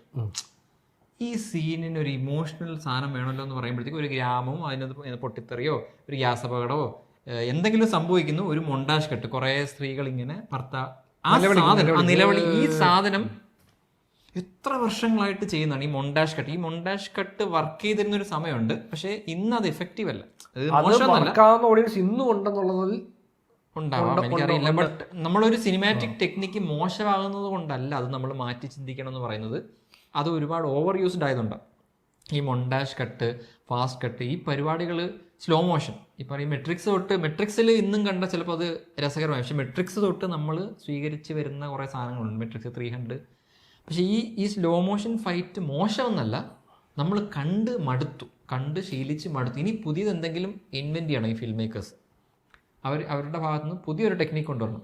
അപ്പം അതുപോലെ എനിക്ക് മടുത്തൊരു സാധനമാണ് ഈ റാമ്പിങ്, സ്പീഡ് റാമ്പിങ്, സ്ലോ മോഷന്, ഈ പറയുന്ന മൊണ്ടാഷ് കട്ടുകളിലൂടെ കഥയുടെ വലിയ വലിയ എലമെൻസിനെ അല്ലെങ്കിൽ വലിയ വലിയ ഇമോഷനെ പറഞ്ഞു വിടാം ഈ സാധനം. അത് നമ്മൾ അവിടെ അല്ല ഫോക്കസ് ചെയ്യണം. നമ്മളിവിടെ നായകൻ വരുന്നിടത്താണ് നമുക്ക് പഞ്ച്. അതിന് വെറുതെ റീസൺ അത്രേ ഉള്ളൂ. ഇതാണ് റീസൺ കേട്ടോ, ഇമോഷണൽ ആയിക്കോ, പക്ഷെ നായകല്ല നമ്മുടെ ഫോക്കസ് എന്ന സാധനം. നമ്മളെ ആ ഇമോഷനിൽ സെറ്റിൽ ആവാൻ സമ്മതിക്കുന്നില്ല. നമ്മൾ നായകനിൽ ഫോക്കസ് ചെയ്യും എന്നുള്ള പരിപാടി. അല്ലെങ്കിൽ മെലോഡ്രാമ. ഈ സാധനങ്ങൾ, എനിക്ക് മെലോഡ്രാമ ഇഷ്ടമുള്ള ഒരാളാണ്. അതിൻ്റെ അളവ് കറക്റ്റായിരിക്കും. നമ്മളൊരു വീഡിയോ ആയിട്ട് ചെയ്യണമെന്ന് എനിക്ക് ആഗ്രഹമുള്ള സാധനമായിരുന്നു. നമ്മുടെ മെയ്യഴകനിൽ ഒരുപാട് പേർക്ക് മെലോഡ്രാമയായിട്ട് തോന്നിയൊരു സീനുണ്ട്, പാദസരം സീൻ. അത് ഞാൻ തിയേറ്ററിൽ ആസ്വദിച്ച സീനാണ്. പക്ഷെ അത് മെലോഡ്രാമയാണ്. അതിൻ്റെ അളവും ഇതൊക്കെ കറക്റ്റാണെന്ന് അന്ന് തോന്നിയ ഒരു സീനാണ്. പക്ഷേ ഒരുപാട് പേർക്ക് അത് ഇഷ്ടപ്പെടാത്ത, ആ പടത്തിന് ചേരാത്തൊരു മെലോഡ്രാമാറ്റിക് സീനാണെന്ന് തോന്നിയൊരു സാധനമാണ്. പക്ഷേ ഞാൻ എൻജോയ് ചെയ്തു. പക്ഷേ ഏതായിരുന്നു ഇഡലിക്കട അതിന് വേറൊരു പടത്തിനകത്ത് കരയ്ക്കകത്തൊക്കെ ഈ പറയുന്ന പോലെ ഓവർ മെലോഡ്രാമയുണ്ട്. ഇതിനകത്ത് ഞാൻ നേരത്തെ പറയാൻ വിട്ടുപോയതാണ്, ഒരു ഇതിലും ബെറ്ററായിട്ട് വരേണ്ടത്, ബെറ്റർ സിനിമയിലായിരുന്നെങ്കിൽ കുറെ കൂടെ വർക്കാവേണ്ട ഒരു സാധനമാണ് മറ്റേ ആ ഒരു സമരം, ഈ ഒരു കണ്ണകി സമരം എലമെന്റ് ഉണ്ട്. അത് ഇതിനകത്ത് ശ്രദ്ധിക്കാതെ പോകും, ആരും അത് ഓർത്തുപോലും ഇരിക്കത്തില്ല. ഈ പടം വിജയുടെ റീ എൻട്രിക്ക് വേണ്ടി വെയിറ്റ് ചെയ്യുന്ന അപ്പൊ നമ്മൾ കുറച്ചധികം നേരം സ്പെൻഡ് ചെയ്യും. പക്ഷെ ഇതിന്റെ ഒരു ഇമോഷണൽ സംഭവം അതിനകത്തുണ്ട്. പക്ഷെ ഇതിന്റെ കുറേ ആവശ്യമില്ലാത്ത എലമെന്റ്സ് ഒക്കെ കട്ട് ചെയ്ത്, റോബോട്ടിനെ കട്ട് ചെയ്ത് കളഞ്ഞിട്ട് ഇതിനകത്ത് കോൺസെൻട്രേറ്റ് ചെയ്തിരുന്നെങ്കിൽ ഇത് വൃത്തിക്ക് പ്രസന്റ് ചെയ്തൊരു സംഭവം എന്ന് എനിക്ക് തോന്നി. ആ കണ്ണകി എലമെന്റ് ഒക്കെ കുറച്ച്, പിന്നെ ഇപ്പം പ്രസന്റ് സംഭവിച്ചാൽ ഇതിപ്പം ഈ കണ്ണകിയുടെ ഒരു ഇതാണ് വെച്ചിരിക്കുന്നത്. കണ്ണകിയുടെ ആ സ്ഥലത്ത് എന്താ പേര് എന്തുകൊണ്ട് പോലീസ് സ്റ്റേഷന്റെ വാതിക്ക് ഒരു കണ്ണകി വാതിക്ക് വന്നാണ് ഈ സമരം നടന്നത്. അപ്പം ഇന്ന് നോർത്ത് ഇന്ത്യയിൽ നടക്കുന്ന സംഭവങ്ങളുമായിട്ടൊക്കെ തട്ടിച്ച് നോക്കി ഇത് ഈ റിലീസ് വളരെ നല്ലതാണ്, കറക്റ്റ് ടൈമിങ്ങിലാണ്. അപ്പം അതൊക്കെ വെച്ചിട്ട് കുറച്ചധികം കാര്യങ്ങൾ, അതായത് അതിനകത്ത് ഇപ്പം ബോബി ഡിയോളിന്റെ ക്യാരക്ടർ പോലും പറയുന്ന ഒരു എലമെന്റ് ഉണ്ട്. ഇതൊന്നും പടത്തിൽ വൃത്തിക്ക് പ്ലേസ് ചെയ്തില്ല. പക്ഷെ നമ്മൾ ഈ എലമെന്റ് കേൾക്കും, പക്ഷേ ഇതൊക്കെ കൊള്ളാവുന്ന എലമെന്റുകളാണെന്ന് തോന്നിയത്. അതായത് നമ്മൾ ഒരു പോലീസുകാരൻ ഒരു വില്ലനെ പിടിച്ച് നമ്മൾ കൊണ്ടുപോയി സബ്മിറ്റ് ചെയ്താൽ ഈ ജനങ്ങൾ തന്നെ അയാളെ വോട്ട് ചെയ്ത് മന്ത്രിമാരാക്കുവാണ്. എന്നിട്ട് അയാളെ നമ്മൾ പിന്നീട് പോയി സല്യൂട്ട് ചെയ്യേണ്ടി വരുവാണ് എന്നുള്ള എലമെന്റ് ഇല്ലേ, ആ എലമെന്റ് ഇത് പടത്തിന്റെ എലമെന്റ് ആയിട്ട് വന്നിരുന്നെങ്കിൽ നമ്മൾ ആ പോലീസുകാരന്റെ കഷ്ടത നമുക്ക് അനുഭവിക്കാൻ പറ്റിയത്. ഇങ്ങനെ ഞാൻ ഡയലോഗ് ഇവിടെ ഇരിക്കട്ടെ എന്ന് പറഞ്ഞു വിടുക. ഇതെല്ലാം പറയണം, എല്ലാം ഇങ്ങനെ പറഞ്ഞുകൊണ്ടാണ് നമുക്കൊന്നും അനുഭവമില്ല. ഒരു ക്യാരക്ടർ ഇങ്ങനെ പറയുന്നുണ്ട് ഈ സാധനം. അതുപോലെ തന്നെ ഈ കണ്ണകി എലമെന്റ് എനിക്ക് ഇഷ്ടപ്പെടാൻ അതിനകത്തൊരു സാധനം ഞാൻ ശ്രദ്ധിച്ചത്, ഇവര് ഈ പെൺകുട്ടിയുടെ യൂണിഫോം വെച്ച് കൊടി ഉണ്ടാക്കി വിടും. അതിനകത്ത് അവർ ചിന്തിച്ചിട്ടുണ്ടോന്ന് അറിയത്തില്ല. അതിനകത്തെ ആ കൊടിയില് ഇന്ത്യൻ കൊടിയില് പച്ചയും വെള്ളയും ഉണ്ട്, പക്ഷെ അവര് സാഫ്രോൺ അവോയ്ഡ് ചെയ്തിട്ടുണ്ട്. ചുമലയുണ്ട്, മറ്റേ ചോരയുണ്ട്. പക്ഷേ ഈ സാഫ്രോൺ എന്ന എലമെന്റ് ഫോക്കസ് ചെയ്യാതെ അത് അവോയ്ഡ് ചെയ്തത്. ഇതിപ്പോ അതിനകത്തൊരു തോട്ട് പ്രോസസ് ഉണ്ടോ ഈ രാഷ്ട്രീയമായിട്ട് ബന്ധപ്പെട്ടതുകൊണ്ട് ഞാൻ ആലോചിച്ചതാണ്. അങ്ങനെ തോട്ട് പ്രോസസ്, കാരണം ആ ഏരിയയിലൊക്കെ കുറച്ച് സീരിയസ് ആവണം. നമ്മളിങ്ങനെ നായകൻ വരുന്നു വീഡിയോ ഒക്കെ ഉണ്ടെങ്കിലും, അതായത് ആ സീനിന്റെ ഇമോഷണൽ ടോണാലിറ്റി ഇമോഷൻ എത്രത്തോളം നമുക്ക് ഡീപ്പായിട്ട് കിട്ടുന്നു, അപ്പൊ ഈ വരവിന് അത്രത്തോളം പവർ കൂടുകയും ചെയ്യും. അതിനിപ്പം നമുക്ക് സിമ്പിൾ ആയിട്ട് ഒരു നായകൻ മറ്റേ മ്യൂസിക് ഇട്ട് വരുന്ന ആ ഒരു പരിപാടി മാത്രമാണ്. അത് വിജയ് വരുന്നത് കൊണ്ട് നമുക്ക് വിജയ് ആരാധകർ കൈയടിക്കാതിനപ്പുറത്തേക്ക് ആ സീനിന്റെ ഇമോഷണൽ പോയിട്ടല്ല അത് വരുന്നത്. കാരണം എന്താന്ന് വെച്ചാൽ ഈ അവിടെ രാവണമവണ്ട ഒത്തയിൽ നിക്കറ യമണ്ട ഈ ലൈനിന് പടമായിട്ട് വലിയ ബന്ധമൊന്നുമില്ല. ഇത് നായകന് വേണ്ടി ഉണ്ടാക്കിയ ഒരു കൊമേഴ്ഷ്യൽ ബീജിയമാണ്. അത് ഗംഭീര ബീജിയമാണ്. പക്ഷെ ആ സീനിനകത്ത് ഈ സാധനം ഇട്ടിട്ടാണ് പുള്ളി നടന്നു വരുന്നത്. അതിന് പ്രത്യേകിച്ച് ബന്ധമൊന്നുമില്ല. അതുകൊണ്ടാണ് ഞാൻ പറയുന്നത് ഇതിനകത്ത് എന്തൊക്കെയോ നല്ലതുകൊണ്ട് അങ്ങനെ കുറച്ച് എനിക്ക് വർക്കായ ഒരു സംഭവമാണിത് എന്നതുകൊണ്ട് പറഞ്ഞത്. ഞാൻ അതിനകത്ത് തന്നെ ഈ പെങ്കൊച്ചിനെ വിട്ടുതരണമെന്ന് പറയേണ്ട ആ സീൻ എനിക്ക് കുറച്ച് ആ കൊച്ചിനെ കൊണ്ടുവന്നിട്ട് ഇങ്ങനെ എറിഞ്ഞു കഴിയുമ്പോൾ പുള്ളി മേളിൽ നിൽക്കുക, ഇങ്ങനെ അവിടെ വന്നിട്ട് ഇങ്ങനെ പെട്ടെന്ന് വന്ന് കത്തി എടുത്തിട്ട് മേലോട്ട് ഇറങ്ങിട്ട് ഈ തുണി കട്ട് ചെയ്ത് നേരെ താവോട്ട് വിടുന്നു. ഞാനിങ്ങനെ കണ്ടോണ്ടിരുന്നപ്പോൾ ഇതിനെ കുറെ കൂടെ ബെറ്റർ ആയിട്ട് അവതരിപ്പിക്കേണ്ട സ്റ്റേജിങ് പോരാ. പക്ഷെ ഞാൻ ആലോചിച്ചപ്പം ഇതിനകത്ത് ഒരു സാധനം ഉണ്ടായിരുന്നു.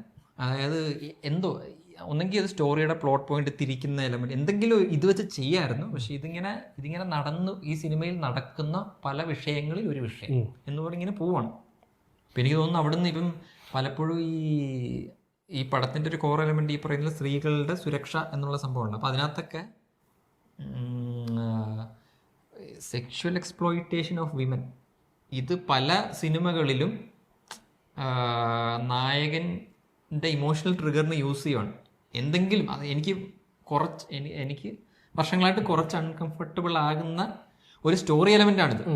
ഇത് സിനിമാക്കാർ ഇപ്പം എന്തെങ്കിലും ഒരു നായകനും വില്ലനായിട്ടൊരു അടി ഉണ്ടാകുന്നു, നായകൻ്റെ പെങ്ങളോ നായികയോ എന്തെങ്കിലും ഉണ്ടെങ്കിൽ ഈ ലൈനിലേക്ക് ഇവർ ചിന്തിക്കും.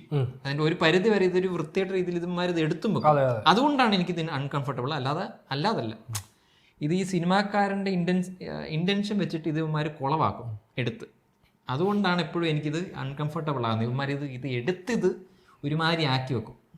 അപ്പം അത് ഇതിനകത്ത് ഉണ്ടാവുമെന്ന് ഞാൻ പ്രതീക്ഷിച്ചു. ഈ കൊച്ചിനെ തട്ടിക്കൊണ്ട് പോയപ്പം ഒരു പരിധി വരെ അതേപോലെ തന്നെ അവർ കുളമാക്കി വെച്ചിട്ടുണ്ടത്. ആ വന്ന് എറിയുന്നതും പിന്നെ ചിരിച്ചിട്ട് പോകുന്നത്, പിന്നെ ഒരുത്തം ചിരിക്കുന്ന, അങ്ങനെ എനിക്ക് ആ സീനിൻ്റെ പേ ഓഫും ഭയങ്കര ഷോവായിട്ട് തോന്നി. അതൊക്കെ ചെയ്തിട്ട് ഇവന്മാരുമായി ഭക്ഷണം കഴിക്കുന്നു. എന്നിട്ട് വിജയ് ഒരുമാതിരി കുത്തിയിട്ട് നീങ്ക സൊല്ലു സാർ കോമഡി എനിക്ക് തോന്നുന്നു അത് ഭഗവത് കേസരിയുടെ ഫൺ എലമെന്റ്. അങ്ങനെ സംഭവം ഇല്ല. ഈ ട്രാക്ക് ഇല്ല. ഞാൻ വിചാരിച്ചു അത് വന്നപ്പോ ഞാൻ വിചാരിച്ചു ഭഗവത് കേസരിയുടെ ഫൺ കൊണ്ടുവരാൻ ശ്രമിച്ചായിരിക്കും ആ സാധനത്തില്. പക്ഷെ ആ സീനിന് ചേരുന്ന ഒരു വേ ഓഫ് അല്ലായിരുന്നു ആ ഒരു പരിപാടി. എനിക്കത് കൊള്ളാവുന്നൊരു സാധനം നശിപ്പിച്ചു എന്നുള്ളൊരു ഫീലുള്ള സംഭവമാണ്. ഈ കണ്ണകി എലമെന്റ് എനിക്ക് ഇഷ്ടപ്പെട്ടായിരുന്നു. ഗംഭീര സാധനമല്ല, എനിക്ക് ഇഷ്ടപ്പെട്ടു. അതെ, ആ ഐഡിയ കൊള്ളാം എന്ന് തോന്നി. പക്ഷെ അതാ പറഞ്ഞത്, ഇപ്പൊ എച്ച് വിനോദ് ഉൾപ്പെടെ ചിലപ്പോൾ ആലോചിക്കുന്നുണ്ട് ഇങ്ങനെ ഇൻട്രൊഡ്യൂസ് ചെയ്യാം. പക്ഷെ അത് നന്നായിട്ട് എഴുതാൻ അതൊന്നും പറ്റത്തില്ല. അത് നമുക്ക് ഇങ്ങനെ ചെയ്തുവിടാം. നമുക്ക് നമ്മുടെ ഐഡിയ എന്റെ കയ്യിൽ ഉണ്ടെന്ന് നാട്ടുകാർ അറിയണം, അത്രേ ഉള്ളൂ. ഈ ഇൻഫർമേഷൻ ഞാൻ പാസ് ചെയ്തു. ഇത് ഗംഭീരമാക്കുന്നവരെ എന്നെ പിടിച്ചോ. അതെ, എനിക്കിതിനെ കൊണ്ടൊന്നും ചെയ്യാൻ പറ്റത്തില്ല. പക്ഷെ ഇത് ഇങ്ങനെ ഐഡിയ എൻ്റെ വന്നു, അത് നിങ്ങൾ അറിഞ്ഞിരിക്കണം. ഇനി ഒരുത്തിനും ഇത് ഐഡിയ എടുക്കാൻ പറ്റത്തില്ല, ഞാൻ സമ്മതിക്കത്തില്ല. അതിന്റെ പേറ്റന്റ് എനിക്ക് തരണം. എന്തൊക്കെ എഴുതി വെച്ചിട്ടുണ്ട്, അതൊക്കെ ടെക്നിക്കൽ റോബോട്ട് ഹെലികോപ്റ്റർ സീനൊക്കെ എഴുതി വെച്ചിട്ടുണ്ട് ഞാൻ. ആ ഒരു സാധനം ഉണ്ടല്ലോ, ലോങ് സിംഗിൾ ടേക്ക്, അതൊരു ഗെയിമിൽ നിന്ന് അടിച്ചു മാറ്റിയതാണ്. പക്ഷേ ഞാൻ ക്ഷമിച്ചു വിട്ടേക്കുന്നു. ഫ്രണ്ട്ലി ഫയർ ഇൻഫർമേഷൻ ഒക്കെ ഉണ്ട് കുറേ, അതൊക്കെ വെച്ചിട്ട് കുറേ ഇതിനകത്ത് വിചാരിക്കും ഇതൊക്കെ എഴുതുമ്പോൾ മറ്റേ ഫ്രണ്ട്ലി ഫയർ വെച്ചിട്ട് അവന്മാരെ തകർക്കാന്നൊക്കെ ഉള്ള റോബോട്ടിനെ തകർക്കാനുള്ള അപ്പൊ അവിടെ ഇടിക്കുമ്പോഴത്തേക്ക് വിജയ് അതിട്ട് ഇംഗ്ലീഷ് പടത്തിൽ മറ്റേ ഇവര് നാസ മറ്റേ ആസ്ട്രോഡ് പൊളിച്ച് കഴിയുമ്പോഴത്തേക്കും അവരുടെ മറ്റേ ഇതിലിരുന്നുകൊണ്ട് ഡിസ്കിൽ എല്ലാവരും കൂടെ എന്ന് പറഞ്ഞ് കൈവെക്കുന്ന പോലെ ഞാനതിപ്പോൾ അറിയിക്കും എന്തിനാണ് അത് കഴിഞ്ഞിട്ട് മമതയും പുള്ളിയെല്ലാം കൂടെ എന്നെ കൈയൊക്കെ ഇങ്ങടിക്കും. അവിടെയൊക്കെയാണ് മോശം ഫിൽം മേക്കർ. കാരണം അതൊരു ഇന്റർകട്ട് ആക്ച്വലി. മറ്റേ അവിടെ ഇരുന്ന് മറ്റേ ഇതൊക്കെ എന്തോ ചെയ്ത് വിടുന്നുണ്ട്, നമുക്കൊന്നും മനസ്സിലാകത്തില്ല.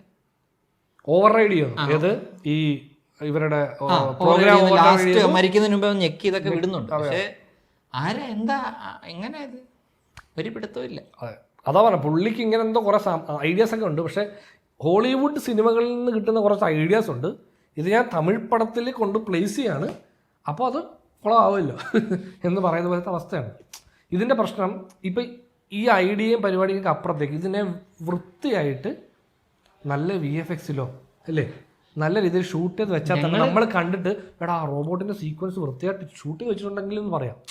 ഇത് മൊത്തത്തിൽ എങ്ങനെ ഒരു അതിൻ്റെ VFX ഞങ്ങള് ശ്രമിക്കുന്നതല്ല, കുളമായെന്നതാണ്. അതെ, അതാ പ്രശ്നം. അതായത് ഇവർക്ക് ഫോക്കസ് ചെയ്യുന്നില്ല. ഏതാ നമ്മൾ ഈ സീൻ ചെയ്യാം, വേണ്ട അത് വേണം നമുക്ക് ലാസ്റ്റ് മറ്റേ മമതയും വിജയണ്ണോട് ഫൈറ്റ് സീനിലാണ് ഇതിന്റെ പരിപാടി. അതുവരെ ഓടി എത്തി അവിടം വരെ എന്തെങ്കിലും നടന്നാൽ കൊണ്ടുപോവാ ഇവർ വരട്ടെ അല്ലേ, റോബോട്ട്സ് ഒക്കെ വരട്ടെ എന്ന് പറയുന്നത് നമ്മൾ അതിനകത്തൊരു വാറെന്നൊക്കെ പറയുമ്പോൾ നമ്മൾ എന്താ അങ്ങനെ സാധനം ഇല്ലല്ലോ. RC വാർ അതായത് ഇപ്പൊ എനിക്ക് തോന്നുന്നു മറ്റേ ഇതിനകത്ത് നിന്ന് പൊക്കിയതാ. അതായത് ഇതിനകത്ത് അങ്ങനെ കുറച്ച് പരിപാടികളുണ്ടായിരുന്നു. നമ്മുടെ ഇയാള് എച്ച് വിനോദ് പറയുന്നത് അതിപ്പം റഷ്യ ചൈനയിൽ ഇപ്പം അവര് അത് അതിന്റെ ഇത് പ്രോട്ടോടൈപ്പും പരിപാടിയൊക്കെ ആയിട്ട് ഇരിക്കുകയാണ്. അത് ഉടനെ തന്നെ ഇത് പ്രാബല്യത്തിൽ വരുമെന്നൊക്കെ. ഈ റഷ്യ നമ്മുടെ ആ യുദ്ധമില്ലേ അതിനകത്ത് ആക്ച്വലി യുക്രൈൻ വാറിനകത്താണോ ഏതോ ഒരു വാറിനകത്ത് ആക്ച്വലി മറ്റേ ഡ്രോണിൽ പോയിട്ട് മറ്റേ അതിന്റെ കുറെ വിഷ്വൽസ് അതാണ് പുള്ളി പറഞ്ഞ സംഭവം. അപ്പൊ ആ സാധനം കണ്ടിട്ട് പുള്ളി പറയുന്നുണ്ട് ഈ ഹ്യൂമനോയിഡ് റോബോട്ടിനെ വെച്ചോണ്ട് ഇവര് ഇത് ചെയ്യുന്ന പരിപാടി ചൈനയിൽ ഇപ്പം പരിപാടി നടന്നുകൊണ്ടിരിപ്പുണ്ട്, അതിന്റെ ഇതിലാണ് എന്നൊക്കെ പറഞ്ഞു. അപ്പൊ നമ്മളതിനെ ആ ഐഡിയ കൊണ്ടുവന്ന് ഇവിടെ എസ്റ്റാബ്ലിഷ് ചെയ്യുകയാണ്, ഒട്ടിച്ച് വെച്ചിട്ടുണ്ട്, ഇളകി പോയത്. അതെ, അതാണ് പ്രശ്നം. ഇതിനെ നല്ല വൃത്തിയായിട്ട് അവതരിപ്പിച്ചാൽ നമ്മൾ പറയുമ്പോൾ ഓക്കെ ഇനിയൊരു സംഭവം അല്ല ആ വിഷ്വല് കണ്ടില്ലെങ്കിൽ അത് കാണാം. എനിക്ക് അത് കണ്ടപ്പോഴത്തേക്കും എങ്ങനെ റിയാക്ട് ചെയ്യണമെന്ന് അറിയാതായിപ്പോ. അതായത് നമ്മൾ ഐഡിയോളജിക്കലി റഷ്യക്കെതിരായിട്ട് നമ്മുടെ ചിന്ത അങ്ങനെ വർക്ക് ചെയ്യുക. ഒരു നോർമൽ ഓഡിയൻസിനെ സംബന്ധിച്ച് യുക്രൈനെ സപ്പോർട്ട് ചെയ്യാൻ തോന്നുന്നു. ഒരു ചെറിയ രാജ്യത്തെ ഇത്ര വലിയ രാജ്യം അറ്റാക്ക് ചെയ്യുന്നു. എൻ്റെ ഫാക്ട്സിൽ എന്തെങ്കിലും പിഴവുണ്ടെങ്കിൽ ക്ഷമിക്കുക. പക്ഷേ മറ്റേ രാജ്യം ആ ഡ്രോൺ കൊണ്ടുവന്നിട്ട് ആ ഡ്രോണിലൂടെ റഷ്യൻ സോൾജറെ കാണും. അപ്പം അയാൾ നിസ്സഹായനാണ്, അയാളൊരു സാധാരണക്കാരനാണ്. ഐഡിയോളജിക്കലി റഷ്യയുടെ ഭാഗമാണെങ്കിലും പുള്ളി ഒരു സാധാരണ എൻ്റെ രാജ്യം പറയുന്നതുകൊണ്ട് ഞാൻ ഇവിടെ വന്ന് ഇതിനെ നിങ്ങളെ കൊല്ലാൻ ബാധ്യസ്ഥനാണ് എന്ന ലൈനിൽ നിൽക്കുന്ന ഒരാളാണ് ആ ഡ്രോണിന് മുമ്പിൽ. അപ്പം എന്നിട്ട് എന്തോ വെള്ളം എന്തോ കൊണ്ട് ഇട്ട് കൊടുക്കും, അയാളെ കൊല്ലത്തില്ല, അങ്ങനെ എന്തോ പരിപാടികളാണ്. ആ വീഡിയോ ആണത്. അപ്പം അത് കണ്ടപ്പോൾ എനിക്ക് ഇതിനെങ്ങനെ നമ്മൾ ഡീൽ ചെയ്യണമെന്ന് അറിയത്തില്ല. കാരണം യുദ്ധത്തിൽ പെട്ടുപോകുന്നത് ഇങ്ങനെ നോർമൽ ആളുകളാണ്. ഇത് എന്ന അവസ്ഥ, ആ ചിന്ത എനിക്ക് ഈ പടം കാണുമ്പോൾ ഉണ്ടാകത്തില്ല. ഈ RC വാറൊക്കെ എടുക്കുമ്പോഴും അതിന്റെ ഫാന്റസിയും അപ്പുറത്തേക്ക് ഫാന്റസി എച്ച് വിനോദിന്റെ ഒരു ഫാന്റസി എന്നതിലല്ലാതെ ഇതിനകത്ത് വേറൊരു കാര്യം അതിനകത്ത് ഇല്ല, ഒരു കാര്യമില്ല അതിനകത്ത്. ജസ്റ്റ് ഇങ്ങനെ കുറച്ച് റോബോട്ട്സിനെ കൊണ്ടിറക്കുന്നു, അവർ പോകുന്നു, വെടിവെക്കുന്നു. ഒരു റോബോട്ട്സിനെ ഇറക്കി എന്ന് പറഞ്ഞിട്ട് പിന്നെ വിജയും മറ്റേ ഇയാട്ട് യുദ്ധത്തിനിടയ്ക്ക് എന്തൊക്കെയോ സംഭവിച്ച റോബോട്ടുകളൊക്കെ മരിച്ചു. പിന്നെ ലാസ്റ്റ് ഇവർ വരുമ്പോഴത്തേക്കും പുറത്തു നിന്ന് റോബോട്ട് ആരെയൊക്കെ ഇടിക്കുന്നുണ്ട്. അപ്പോൾ ഇവര് പട്ടാളക്കാരെയൊക്കെ ആദ്യമേ തന്നെ ഇവർ ഒതുക്കുന്നുണ്ടല്ലോ.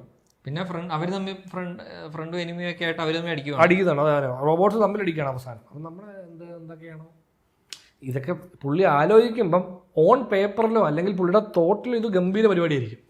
നമ്മൾ ഓൺ സ്ക്രീനിൽ കാണുന്ന സാധനം, പക്ഷെ സിനിമയെന്നൊരു മീഡിയത്തിലൂടെ ഇത് സ്ക്രീനിൽ എത്തിക്കണം. ആ പ്രോസസ്സിലാണ് എവിടെയോ. അതെ, ഇതവിടെ തലയിലിരിക്കുക പുള്ളിയുടെ തലയിൽ. ശരിക്കും അത് പുറത്ത് വന്നില്ല മൊത്തത്തിൽ. ഇപ്പം എനിക്ക് എൻ്റെ തെറ്റ് മനസ്സിലായി സാർ. ഇത് ഫുൾ പടം ഞാൻ ചെയ്തിരുന്നെങ്കിൽ നിങ്ങൾ കൈയടിച്ചേനെ. കുറച്ച് ചെയ്ത് വെച്ചിട്ടുണ്ടോ? അതെ, അതെനിക്ക് ഇപ്പോൾ സിനിമകളിൽ AI യൂസേജ് എനിക്ക് കുറച്ച് മടുപ്പാണ്. അത് എന്തുകൊണ്ടാന്ന് വെച്ചാൽ എനിക്ക് തോന്നുന്നത് അതിന്റെ യൂസേജിന്റെ ആയിരിക്കും. അതിപ്പോ ഒരു കാലഘട്ടത്തിൽ VFX ഇങ്ങനെ ഡെവലപ്പായി പിച്ച വെച്ച് നടന്ന സമയത്ത് കുറെ പേര് യൂസ് ചെയ്തത്. അതെ, ഇതിന്റെ നല്ല വേർഷൻസ് കാണാൻ പറ്റാത്തതുകൊണ്ടായിരിക്കും. ഇപ്പോൾ സീ ഡാൻസിന്റെ 4K ഒക്കെ വേർഷൻ വന്നിട്ടുണ്ട്. സോ സിനിമാക്കാർക്കൊക്കെ അതൊക്കെ ട്രൈ ചെയ്യാം. കുറച്ച് ബെറ്റർ ക്വാളിറ്റിയിൽ ബെറ്റർ ഔട്ട്പുട്ട് ഉണ്ടാക്കാൻ സഹായിക്കും തോന്നുന്നു. അപ്പോൾ നമ്മൾ അല്ലേ കഴിഞ്ഞില്ലേ? എപ്പോഴേ കഴിഞ്ഞു. അതെ. അപ്പോൾ ജനനായകൻ കണ്ട നമ്മുടെ ഒരു അഭിപ്രായമാണിത്. സോ നിങ്ങളുടെ അഭിപ്രായം കമൻറ്റിൽ പറയൂ. Like, share, subscribe, comment, hype ഇതൊക്കെ ചെയ്താൽ ഉപകാരമാവും അല്ലേ? അപ്പോൾ മറ്റൊരു പടത്തിൻ്റെ ഡിസ്കഷനുമായിട്ട് വീണ്ടും വരാം.